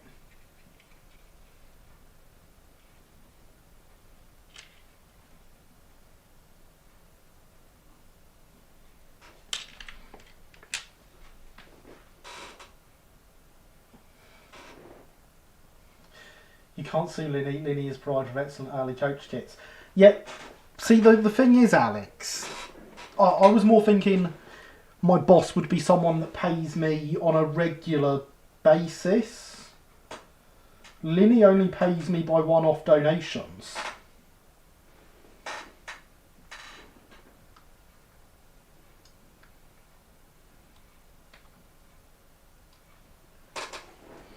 Whereas someone else in this chat may provide a once-a-month payment.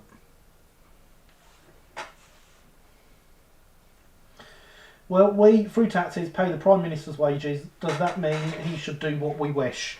I mean, that's not quite the same. But, yes, technically, the public is the Prime Minister's boss, who was given the job based on a manifesto they presented of what they were going to do. It does not mean they should do as we say. Oh, but see, that's tied into the contract as well. Yes, caution politics, but also avoid actual political statements and saying what you feel politically. If you can make comments that are neutral, as I am currently doing, I hope,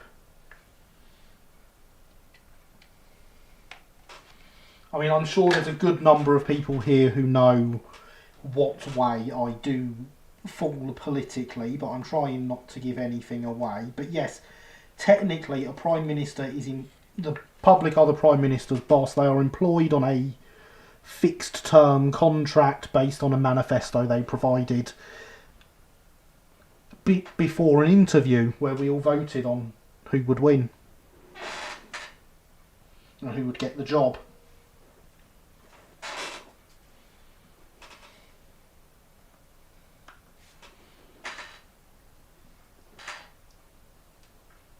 So I would say as long as an elected Prime Minister follows their manifesto, they have done what the public want on a whole, because they received the votes for that.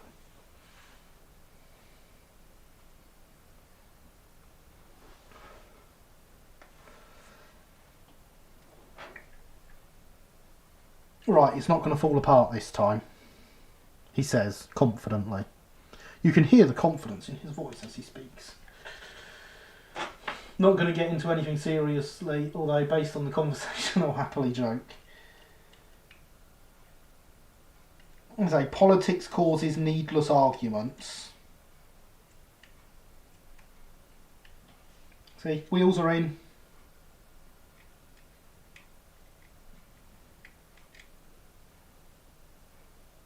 Wheels are in. Yay, brake van!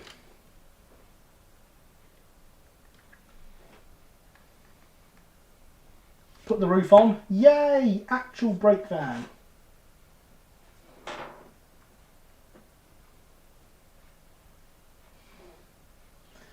Just said the magic word, contract. No contract, sorry, you don't work for me. I have no responsibility for your injury.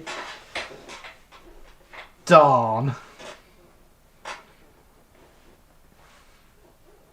But at the same time, the people that do provide me a fixed monthly amount via Patreon have signed up to my Patreon with the promise that I will do this every month. Is that not a form of contract, technically?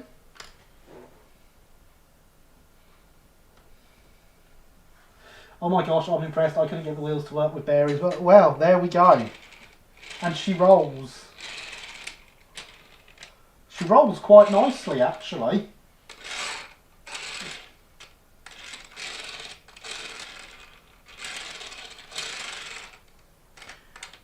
But I am known for doing the impossible, Rob. Do I have an open A up there?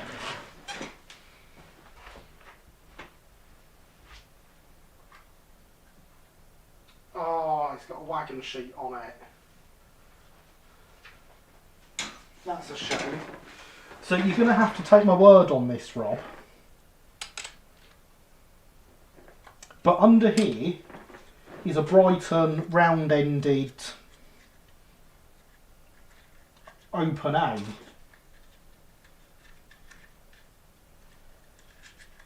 See if we can get the sheet opening up. But yeah, under there is quite clearly an LBSC round-ended 5-planker. Only it's actually a Triang 7-plank.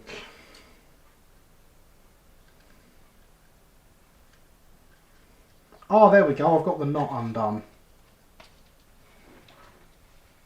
That's a Triang 7-plank. I am known for doing things that most people wouldn't even dream of doing, never mind whether they can actually do it or not.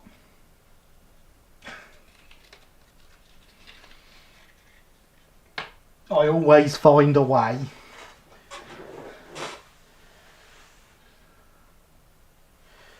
Yay, thank you, Eddie. Every month. I thought you did it weekly. Oh yes, but I'm paid by Patreon every month.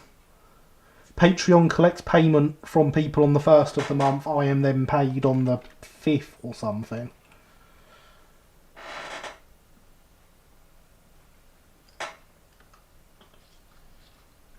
If mine currently rolls like a knackered old shopping trolley. Well, what you need is to find a way to get bearings in it. can I advise bearings without the top on so they slide all the way in? That would be my advice to try. Trying to come up with a joke about bearings, but I only think of Haribo Star Mix now. I mean, Haribo Star Mix isn't bad. Life finds a way, indeed does. Just in time, I'm off before I turn into a pumpkin. Night. Oh, okay. Good night, Paderborn. And our new command is in there somewhere in your message. But good night. Thank you for coming by. Awesome to have you here as always. Sleep well, and I hope to see you next time. You mean wasted bearings? That's what I mean, Linny. Yes, wasted bearings. Time before night. Turn. Yeah, these are all the best guesses, Alex. You have the best guesses.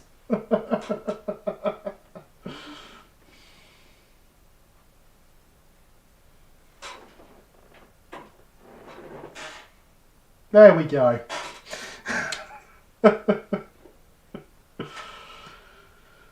It's a shame James isn't here to enjoy that, isn't it?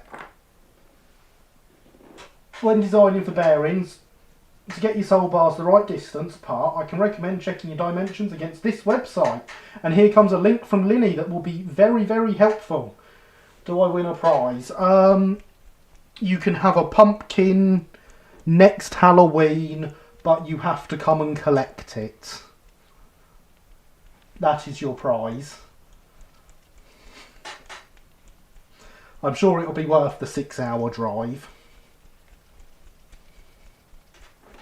So, whilst we leave this to harden up, white paint for the roof.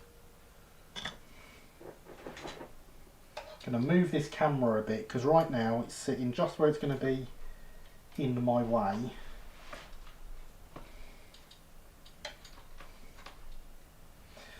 Have a refund. You can have the money specifically paid for that contest, which I'm afraid, as that contest was free to enter. Hey, look at this, Alex. Blue tack. With something sharp in it.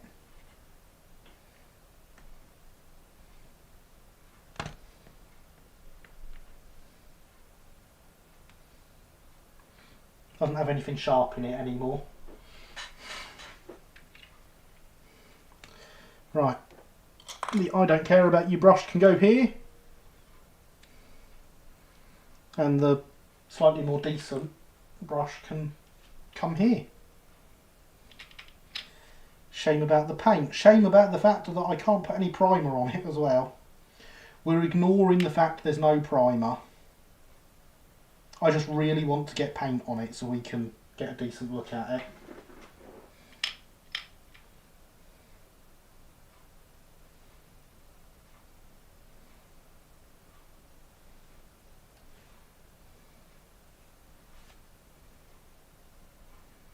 And I didn't want to primer it before the stream because I wanted everyone to see.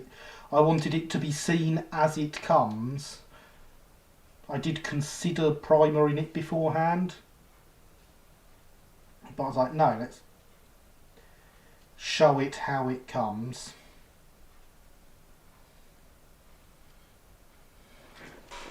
And yes, Thomas, we are avoiding the paint spill. See, Alex has shouted blue tack at me enough times now that I just remember it.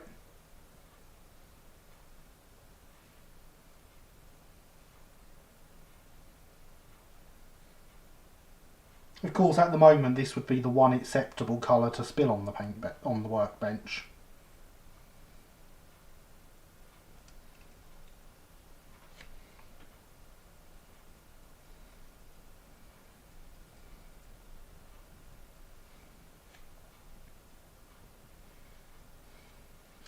Done what now? Shouted at me about blue tack enough times that I remember.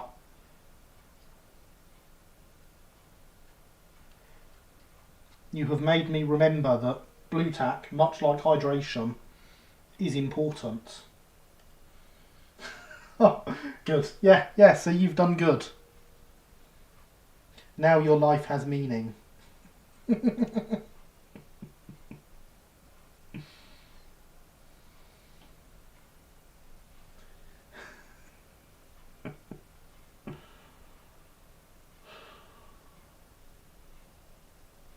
That was a joke, by the way, Alex.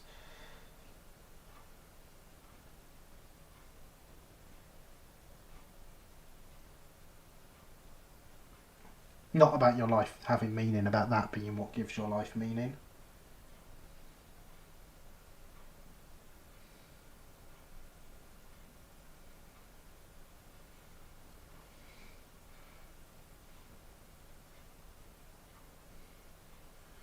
Is it 31 years or 32? Can't remember.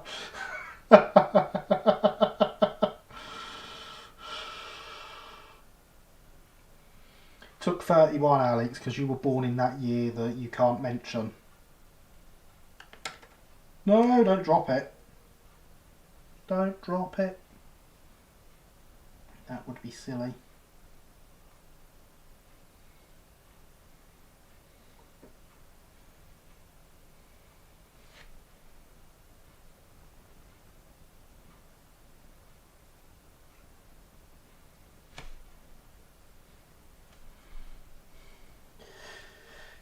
Yeah. You can't mention the year that Alex was born. It's not allowed.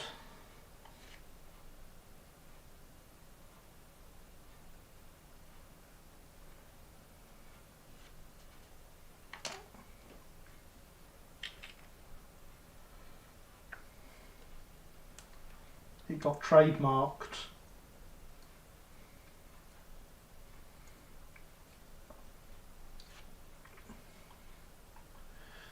Funny thing is, even when I'm not dropping off, I struggle to remember how old I am. Don't worry, Alex. I do that as well, quite a lot more often than I'd like to admit. Of course, I'm older than you, so it's to be expected. It's the Alzheimer's kicking in. But yeah, can't say the year he was born. It's an ongoing joke because of a friend who is a fan of a musician who tried to trademark the year that Alex was born. Therefore, you cannot say the year anymore because said artist owns it.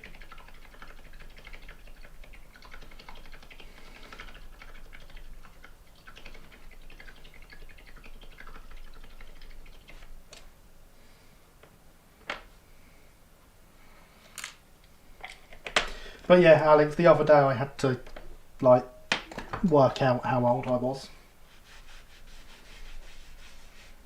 Happens to us all.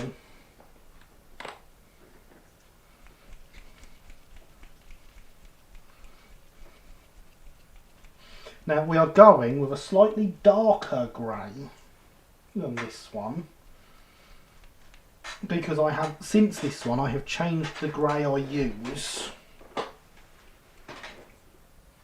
for a slightly darker, slightly bluer tone.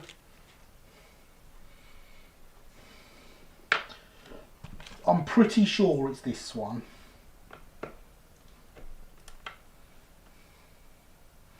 But I could be wrong.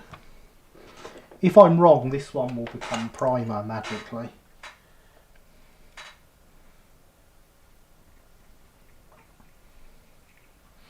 I'm not convinced it is this one, looking at the actual paint in the tin.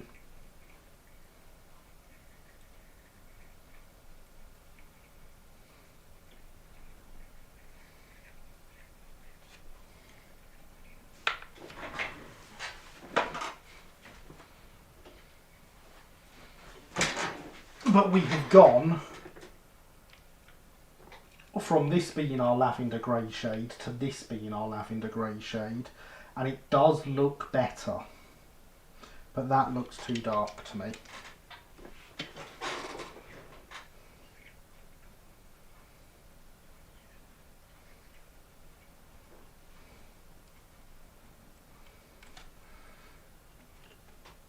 Looks way too dark. Conveniently I have the paints all next to me.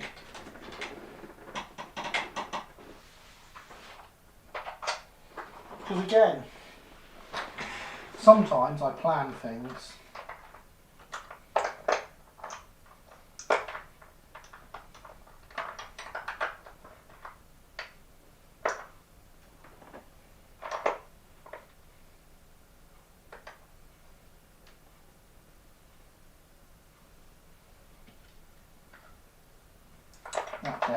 that's too dark. Many shades of non-copyrighted grey. Exactly. Yeah, I can't use that. None of my shades of grey are copyrighted by anyone. I do actually have a fair few of them though, apparently.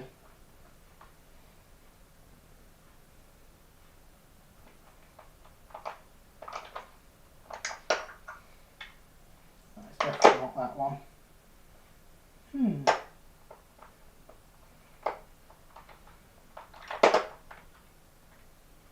No, not that one either.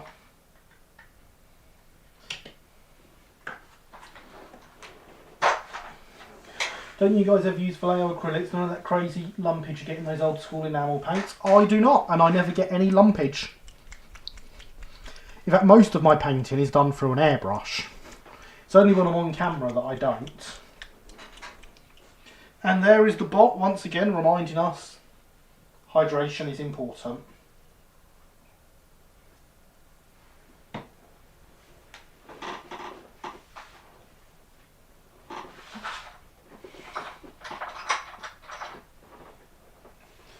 The majority of my paints are Phoenix Precision because they do nice railway colours.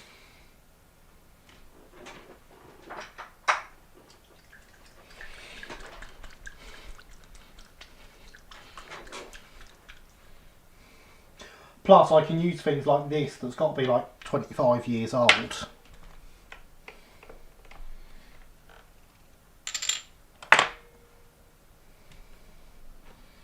And despite being 25 years old,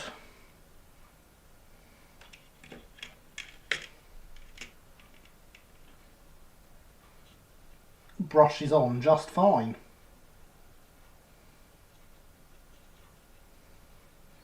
I am noticing just now that one handrail has snapped though. All the rest of them are fine, I'm counting that as a win.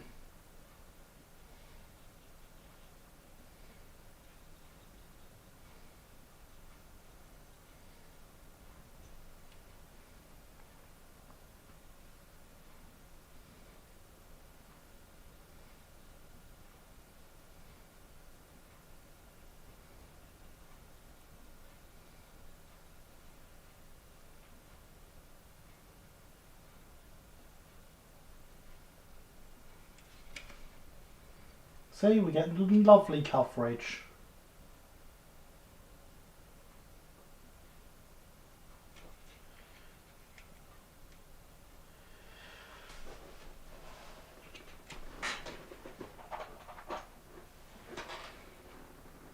Oh, and for people, I do use acrylics by this company here.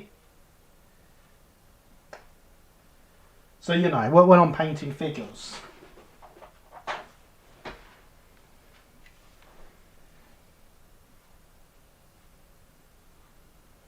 Did it Thunderbolt have Vallejo metal paint on it? Yes. Yes, you are right, my liquid gold, silver and copper are indeed Vallejo. You are quite correct.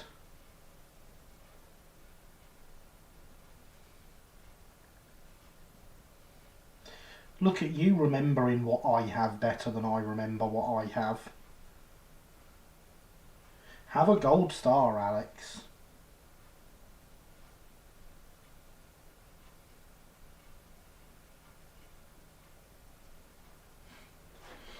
Thank God I thought I had trimmed it. No, I do like Vallejo paints. They are good.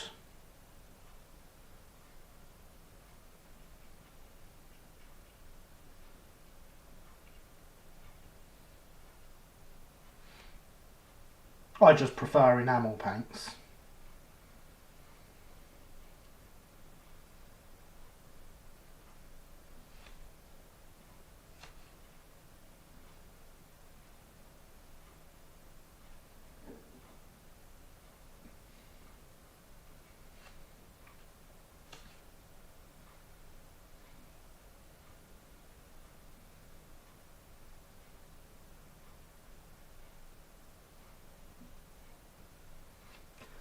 And there we go, you can really see all the detail on that now.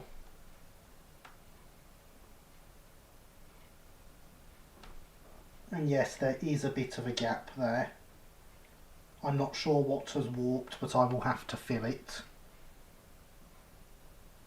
Nothing looks warped, that's the annoying thing. Very brake van-y indeed.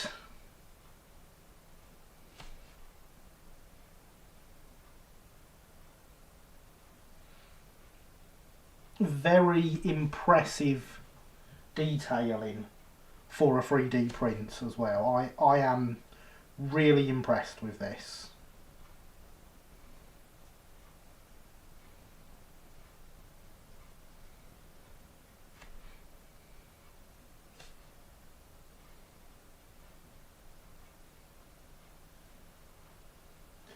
Could be a little stub on the support, stopping bits fitting nicely. It could be, you're right.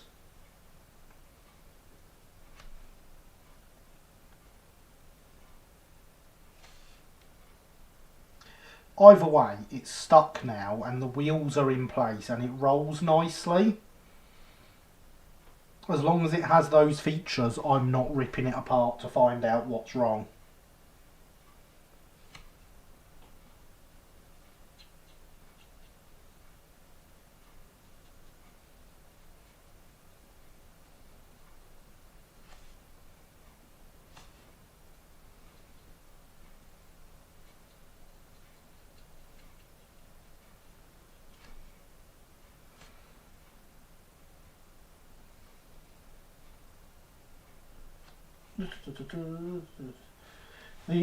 That inner bracing piece wouldn't make a handy handle for painting the ends. It would. You are quite right.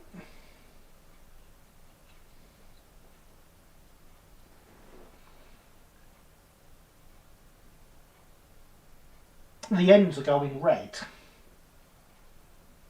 I was thinking of letting that dry a bit first.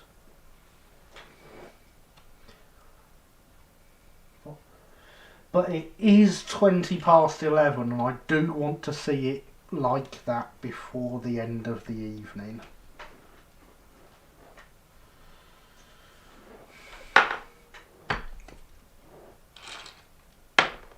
Remember everyone, this is not how you do painting. You do not swap colours and do adjacent colours right after each other, especially not with enamels. It is terrible. I do these things because I'm on camera. Most of the time you are not.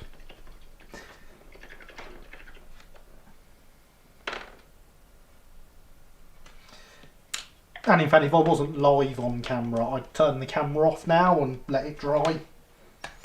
I'd probably do a second coat and then let that dry before carrying on as well.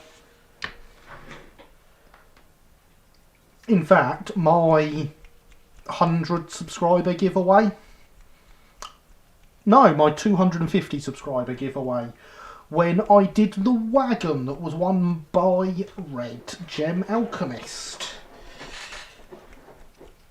That video, because I included the build and painting and decorating of the wagon in it, took 3 days to film.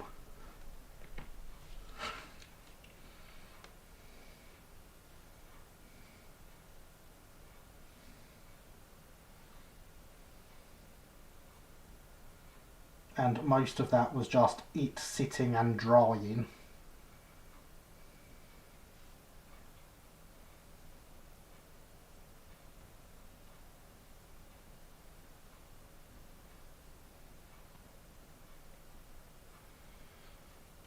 Three days, over which time I left the workbench and the camera exactly as they were, and I believe there is only one transition between shots where I had moved something.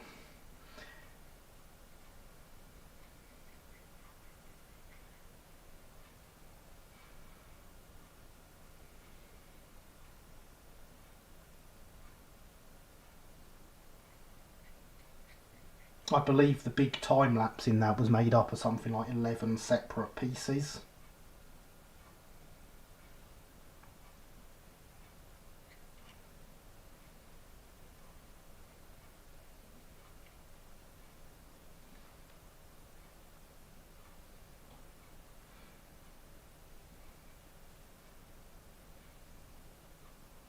So I would put everything down, hit the stop button on the Streamlabs from recording, and then not touch anything again until I was pressing until after I pressed the record button. Like an Alfred Hitchcock rope scenario, yeah.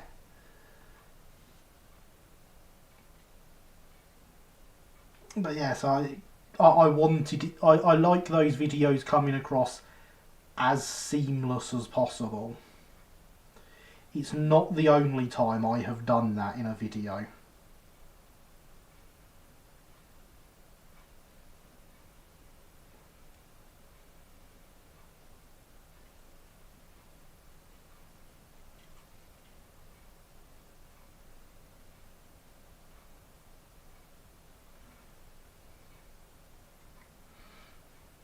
Also remember, there'll be another giveaway when we get to 500 subscribers. So if you haven't already subscribed, get in early, hit the subscribe button, and then go and tell all your friends to come and do the same. See if we can get the channel up to 500 subscribers. Because it feels like we've been in the 330s forever. Hat rope, that's dope, yo. Oh. Oh, Alex. Oh, Alex. There we go, we have a red end. And I'm going to lift this up because I've just literally looked over and realised you're not seeing anything I'm doing. Which is kind of not the point of this.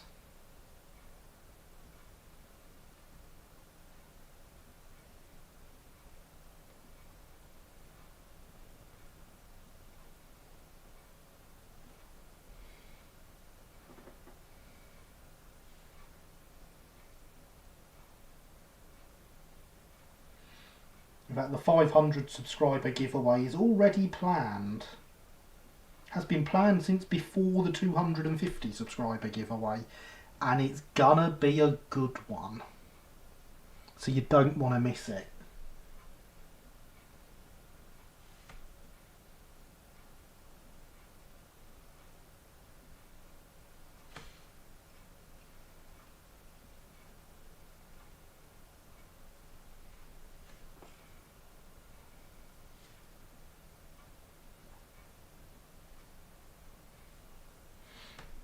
And if you want to know what it is, what you need to do is go and tell all your friends to subscribe and get us to 500 subscribers.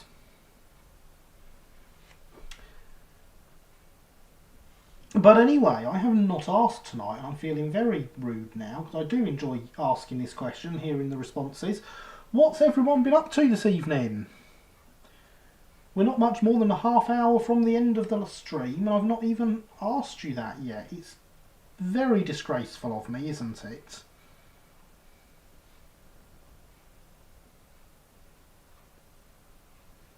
What projects do we have on the go? What are we doing in the background? My only friends are already subbed. Darn it, Alex.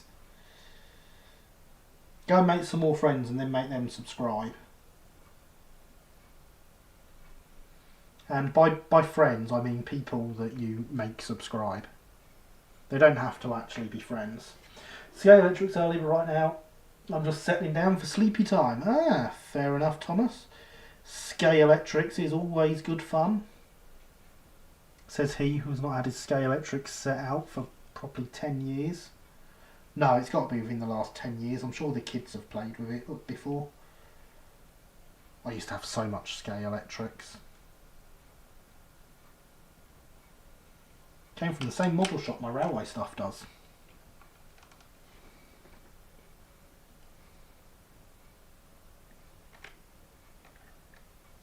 Look at that.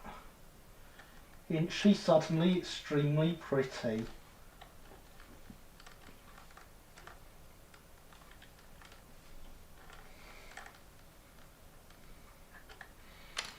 take that off now before we transfer paint where we don't want it.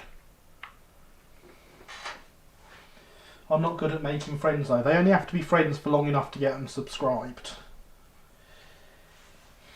I'm also winding down for sleep after dozing off a couple of times. That's always a good sign that it's time to wind down for sleep.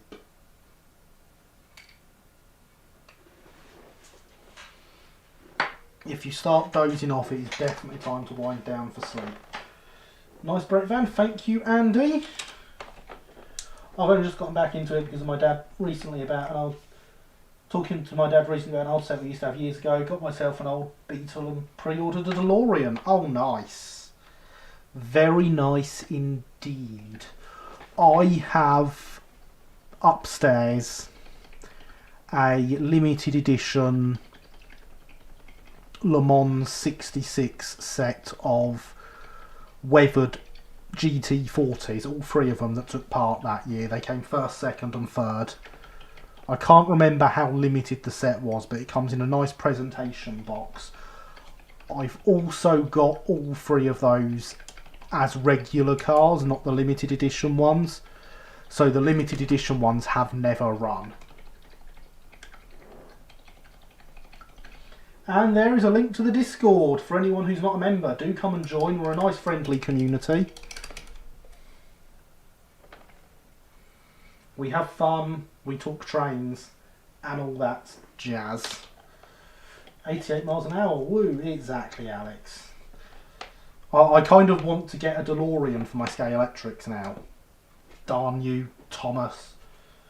Working on a big cold breaker building for my club. Way too big for my bench. Ah, well. That can always be a bit of an issue if it's too big for your bench. Hydration is important, everybody.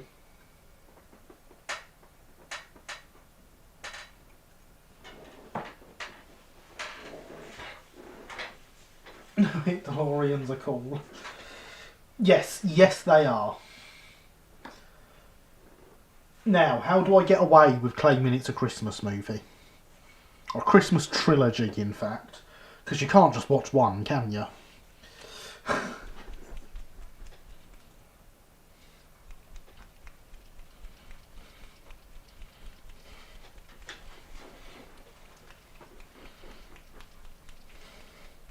mean, we all know Die Hard is a Christmas movie. Playing on Sky Movies over Christmas? Yeah, but I wouldn't watch it on Sky Movies. I've got the trilogy.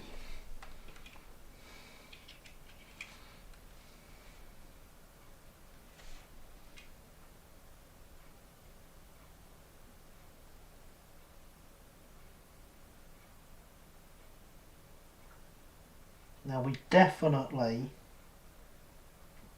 don't do this with enamels this quickly. Because of course we are now painting over bits of overspill that are still wet.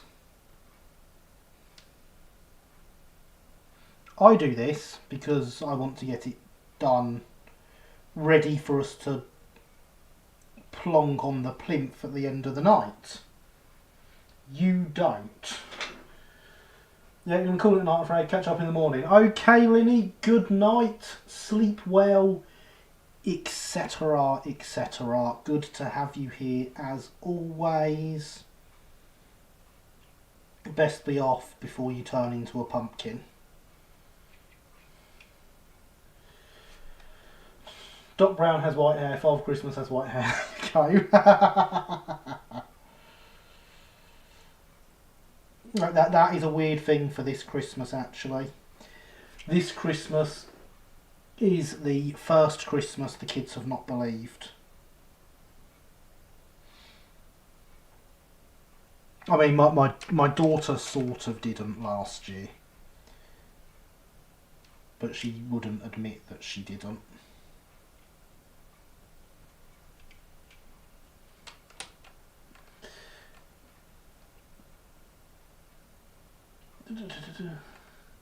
Maybe a trip tracks the coldest space at the same time.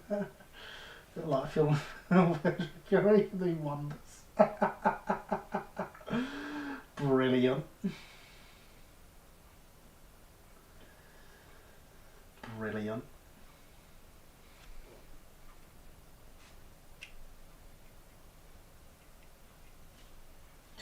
But yeah, it was quite amusing. Last year, my daughter very obviously didn't still believe. She doesn't believe. Yeah, in Christmas. She very obviously didn't believe in Father Christmas last year. But she wouldn't say anything until after Christmas, just in case, because she didn't want to not get presents.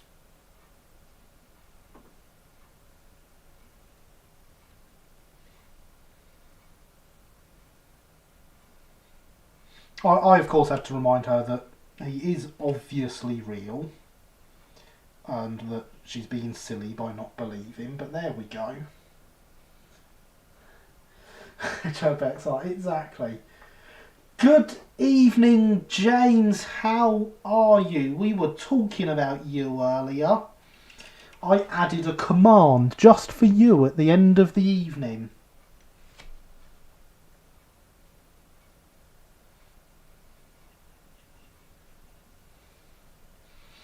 I added another much needed command as well.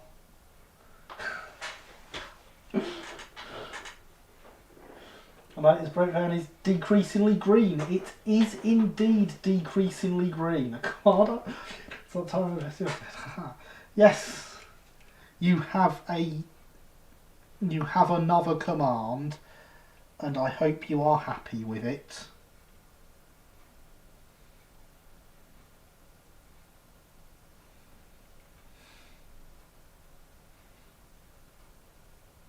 I was in the bot adding a command for Rob's Fred, so anyone who would like to go there again, it is !breakvan in the chat will get you to Rob's Fred on RM Web, where you can see all his wonderful 3D printed creations, which I assure you definitely run this well, every single one of them.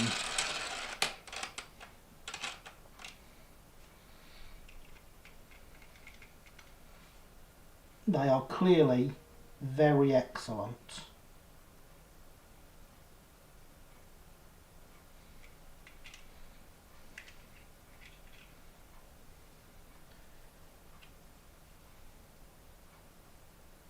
And you should definitely check them all out. To approve spot 3D printing, especially of the excellent variety. Indeed, well, I mean, the fact that we're what? 2.5 hours in, and well, if you can do that in 2.5 hours, you've got a good kit.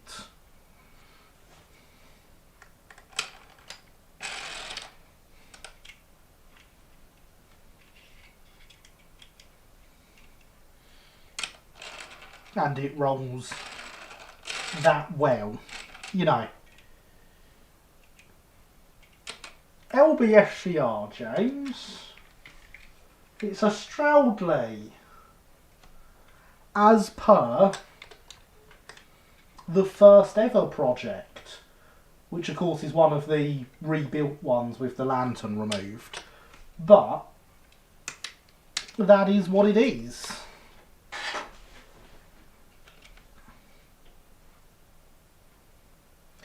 It is those first live streams all over again. That's still got a bit of support on it.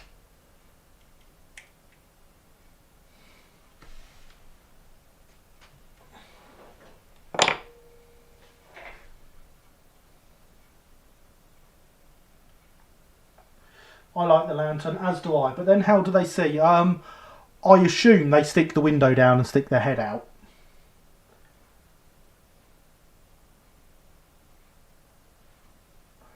I approve of well tank.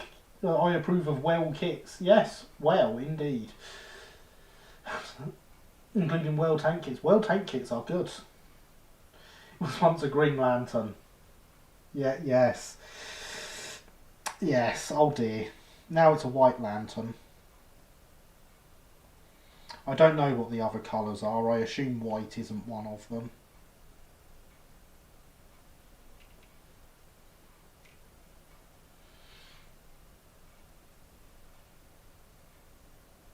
But yeah, I do assume that they just put the window down and stuck their heads out when they wanted to see.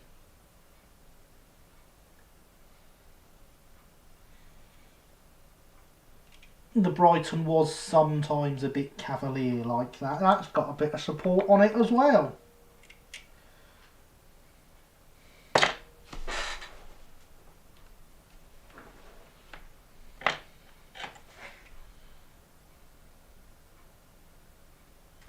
Proof land to be the right colour. Well is well. Did you know the first submarine was used in the American Revolution? 77. I did know that. It was made of wood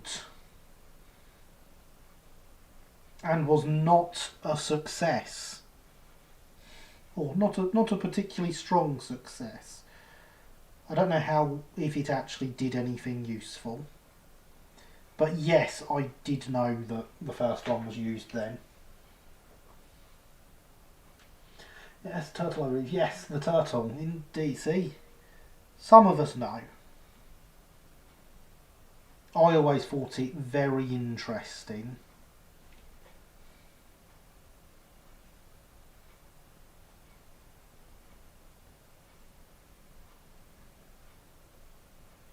You would never expect that sort of technology that early.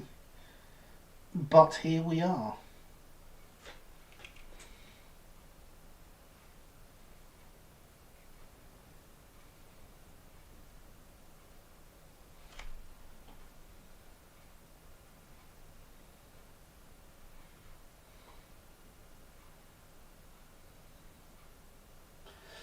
Do you mean UFO things? I believe we are due some kittens. I see we've had some of them without. You missed those as well, James. I suppose the one was sunk in the Mosaic River. Favourite command. I knew that'd be your favourite command, James. Failed to blow anything up, but it's funny and interesting nonetheless. What? Trying to blow up? James. Mr. Kiss. Had a torpedo in a stick, it would stick to ships. Yeah, super interesting. So James, I have to ask, what have you been up to this evening? How are you? And all that stuff. I hope it has only been good things that have kept you from us.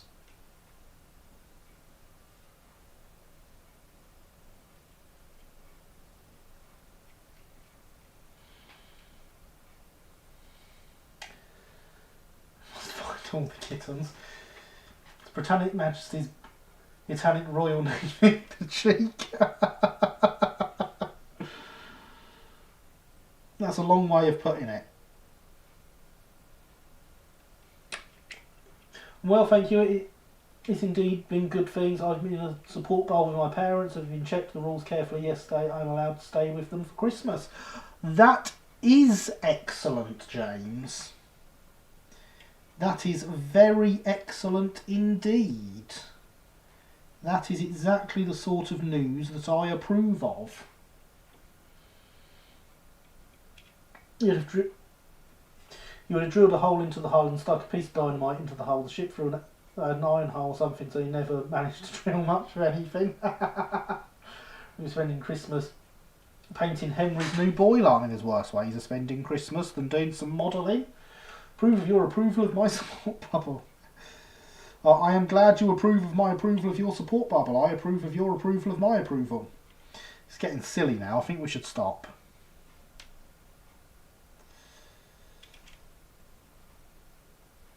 Why stop? Because it's silly? I have no idea. Silly things are often good things.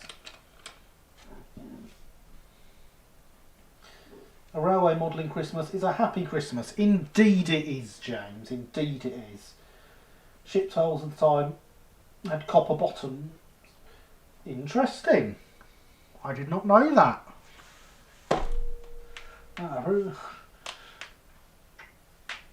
Age of Cellular's best age in aviation. What ones were copper, like gigantic kettles? Yeah. I mean, that does make sense. Got a lot of sailors needing their tea on there.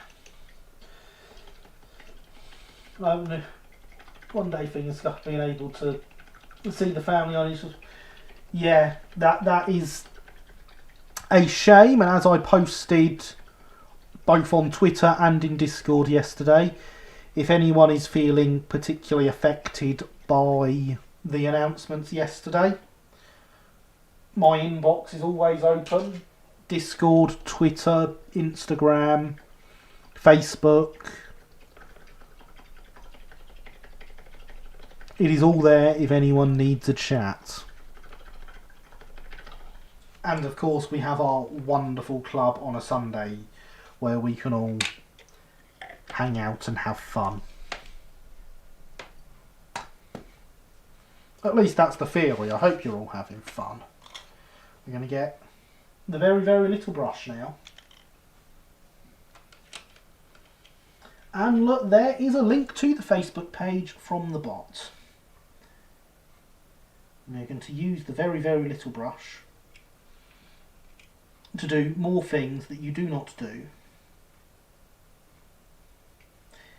In that we are going to paint all the handrails and lamp irons and stuff, which are probably still wet.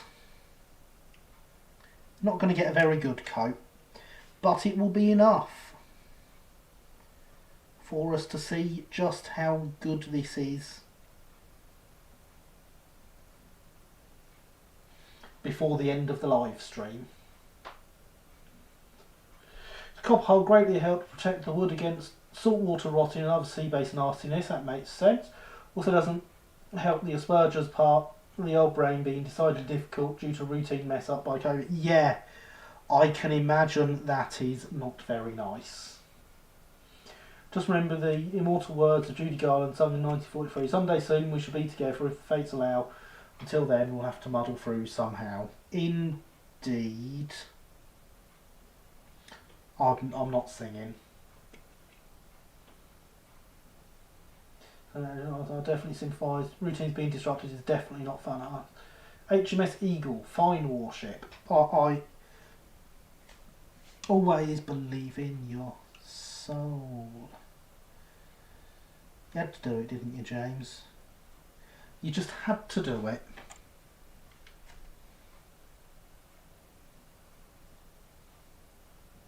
So for anyone that's missed it, I was in the Brighton Circle Modeller's Digest that has just come out. I forgot to set up a command to that because when I was doing the commands it hadn't quite come out yet. I was going to do it separately. But it is a PDF, it's a free download, it's on the Brighton Circle's website, lbscr.org. And I did an article about our Craven train that we did in there. There is a lot of really interesting articles in there, including a lot of early stuff. So I definitely recommend going and giving it a read.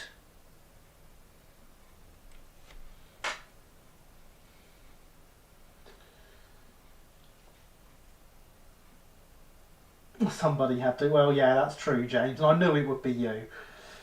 Lost track of days, that's how much it's affected me. Like, things happened earlier in the year seem like years ago, and things that happened last month feel like yesterday. Well, you'll be glad to know I, who does not have Asperger's, have the same thing with that, Thomas. What feature? There we go, the Craven train, around 20 ships, Royal Navy will call evil, good name. Yeah, it is a good name. Can I imagine if you never work for it? Good evening, Killian, how are you? I hope you are well.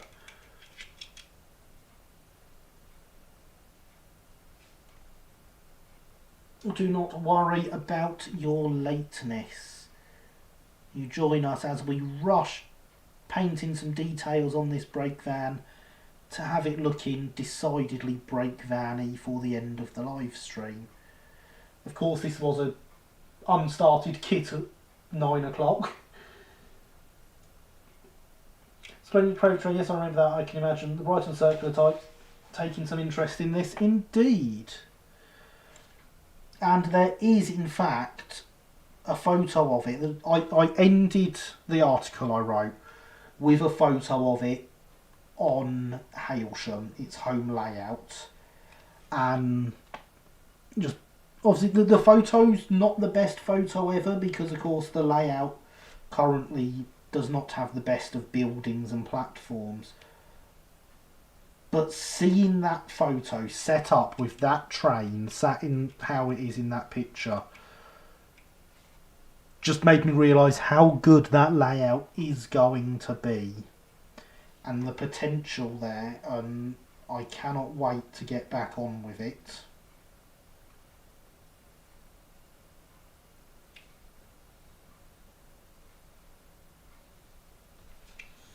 It is honestly one of my favourite photos I have taken of any rolling stock for quite some time.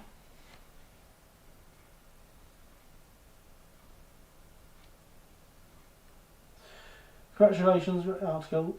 Hopefully we'll get you more subs. Hopefully, I did push the YouTube quite a bit in there.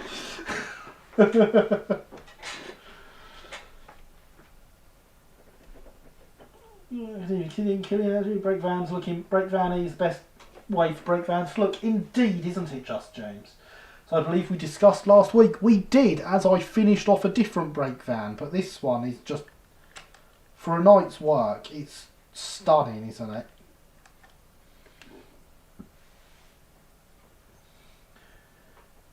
Talking of buildings and platforms, any plans for a building/platforms live stream? That might be interesting. Yes, that is definitely planned. I just have to get some. We do at some point have a whole layout to build on the live stream, which conveniently fits on the workbench.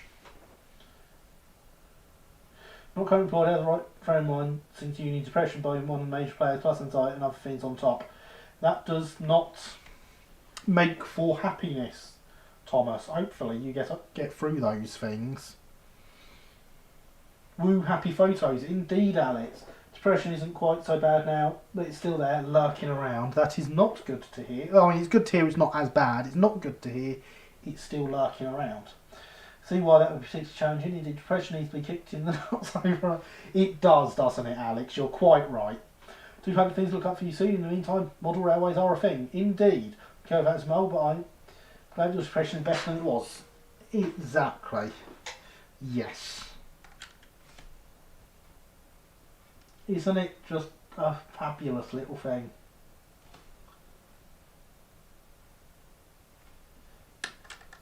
If you're still here, Rob, you should definitely be very proud of this.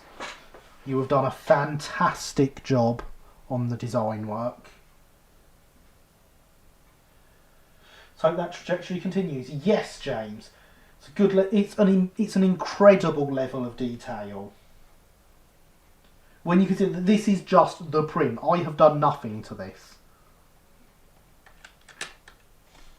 All these handrails were printed on it, and although you definitely can't see them on the camera, the plate on the back here has the bolts going into the door. It's absolutely fantastic.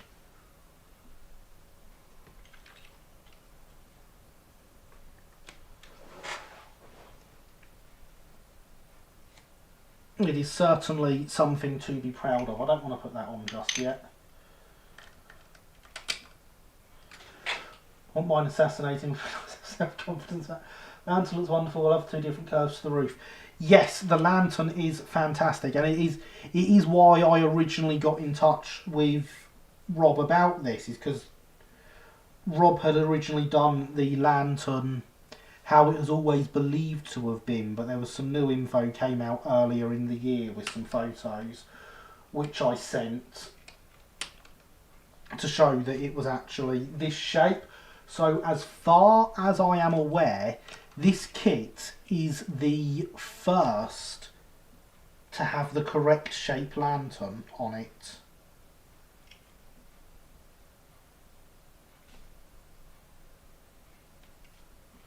So that is always an achievement. Thanks, sir. You've done a cracking job. Thank you, Rob. So you certainly made it easy to do a cracking job on it. You're getting better, Lawrence. Never stop believing you will overcome it, dude. See, I like hearing you say that, Alex. I just hope you also believe it. Depression Assassin. That would be an awesome job, wouldn't it? She's me. Antidepressants doing wonders. Excellent. Whence cometh the print, Gary? It came from Rob, who is Woko on RM Web. If you put !breakvan into the chat, you will get a link to Rob's thread. And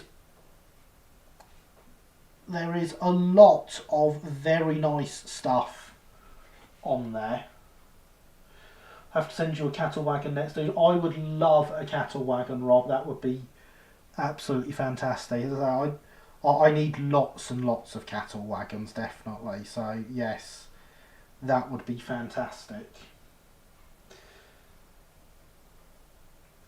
Some cattle. How long do these brake vans last? I believe with the lantern taken off, I believe they got quite a long life. I would have to... In fact, I've got the book open next to me. Hang on.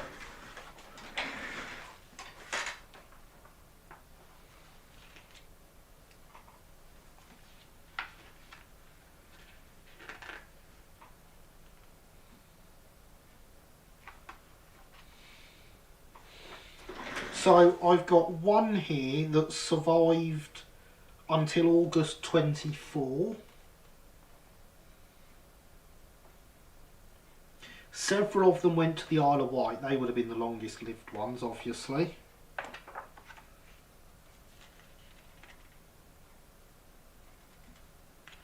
There's one here in Southern Railway Engineers Department livery, which survived until September 1938.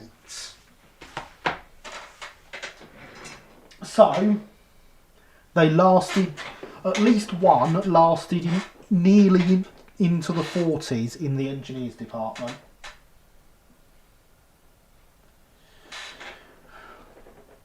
No, I'm a lost cause, so I'll do my best to help others. You are not a lost cause, Mr. Marl.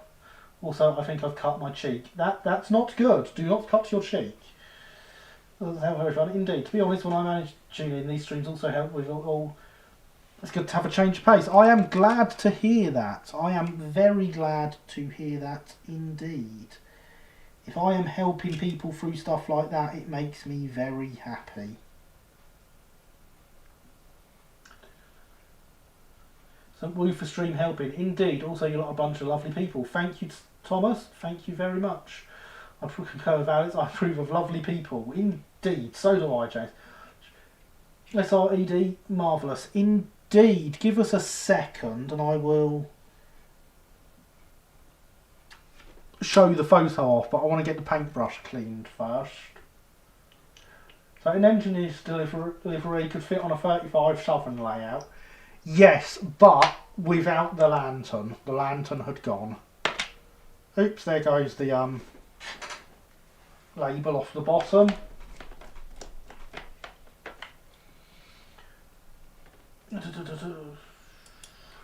Stream once a week at a fixed time is a nice routine. It is, you're quite right, James. I normally watch this shortly after dinner in my modelling shed. Which sounds fantastic, to be honest, especially if you've had a crumble for pudding. Lanternlessness notice. Do you have said layout, James? Not yet. It's still the Engage under construction, but it will come. Normally have a crumble for pudding. It's always a good way to end a dinner, isn't it? So here we go. We're going to break the rules of the internet now. And there she is.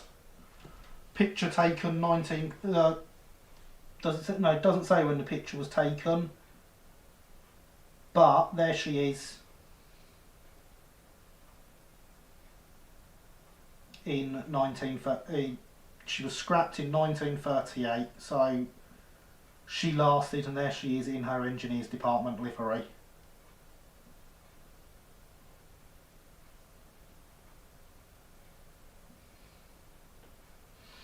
Red Oxide at West Croydon, March 1935. That picture was taken. Built in 1886. Formerly LBSCR number 48. She's now 62823.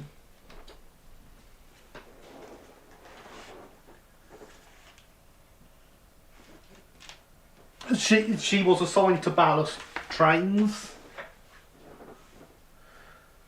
If only I get an RTR one. Well, Alex, it's nearly RTR. Look at it.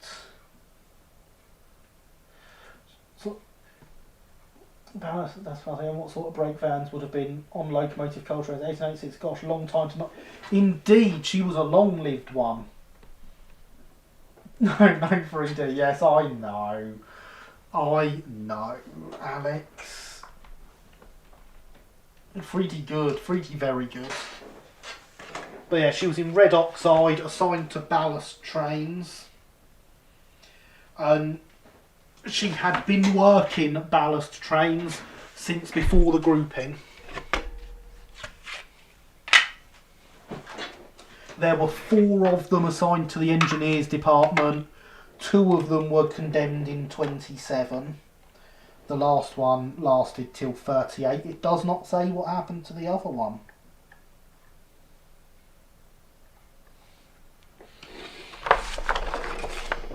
But here we have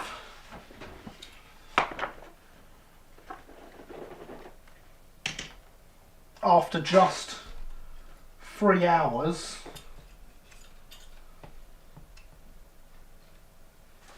a Brighton brake van. She clearly needs some more work. She needs another coat of paint. She needs some transfers. So I think that will be next week's live stream. We will continue with her.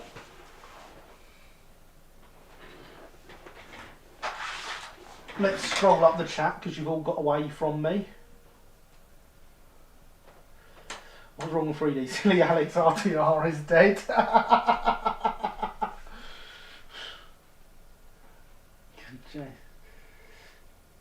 It'd be no good in 2D. That's true, James. That's very true. The future is now. RTR is still very much like. Well then, maybe in a decade. Well, I'm trying anyway. When 3D printing is more precise and can be coloured with tampo printing levels of refinement, give it until we can readily 3D print metal, and then RTR will pretty much die out. Quite possibly. And there is James with his new command, and there is the brake van command to link us through to Rob's thread. Very brake van-y indeed. RTR will never die. I have to agree with that, Alex. I do agree. Nice night then, gents. You know, wonderful 3D. Double plus good. Indeed, Andy. Looks lovely to do. Thank you, Alex. Looks ace. Thank you, Corbs. And how are you this evening? Well, I mean, it's midnight. We're not. But yes, welcome. Hello and good night. You can't nice. So I can feel the orange taking over my soul. Thanks, Gary. Looks great. Do well done. Thanks for showing it off, chat. Not a problem, Rob. As I say, I will get it finished on next week's live stream. Oh yes, I've had a great time building it. You've done a fantastic job on these. I hope your thread picks up lots of new followers and you get lots of new wonderful people looking in and wanting to sample in your models, because as I say, it's absolutely fantastic. You've done a great job. So, juice orange juice tasty. It does look fantastic. Great work to both parties. Indeed, thank you, Thomas. Brilliant stream and a lovely breakdown. Thank you, Harry. Good night, Merry Christmas, one and all. Yes, good night, James. Merry Christmas, everyone. We are, of course, only, I suppose I should say that since I called this the Christmas special. The stream on Boxing Day last year, I think. I believe I did have a stream on Boxing Day last year. I had one on my birthday this year, so no date gets to stop this. We will definitely be back next Sunday to finish this off for Christmas special part 2, Electric Boogaloo. I sounded 5 minutes. I followed Woko's thread once from 7mm. Indeed. I'd love to have one of these in 7mm up close. Gary Holiday special. Indeed, Javier. Right. thank you for watching, everyone. It's been absolutely wonderful to have you all here. I've had a great time. I hope you have too. I've been Gary. This has been Let's Build. You've been awesome. Good night.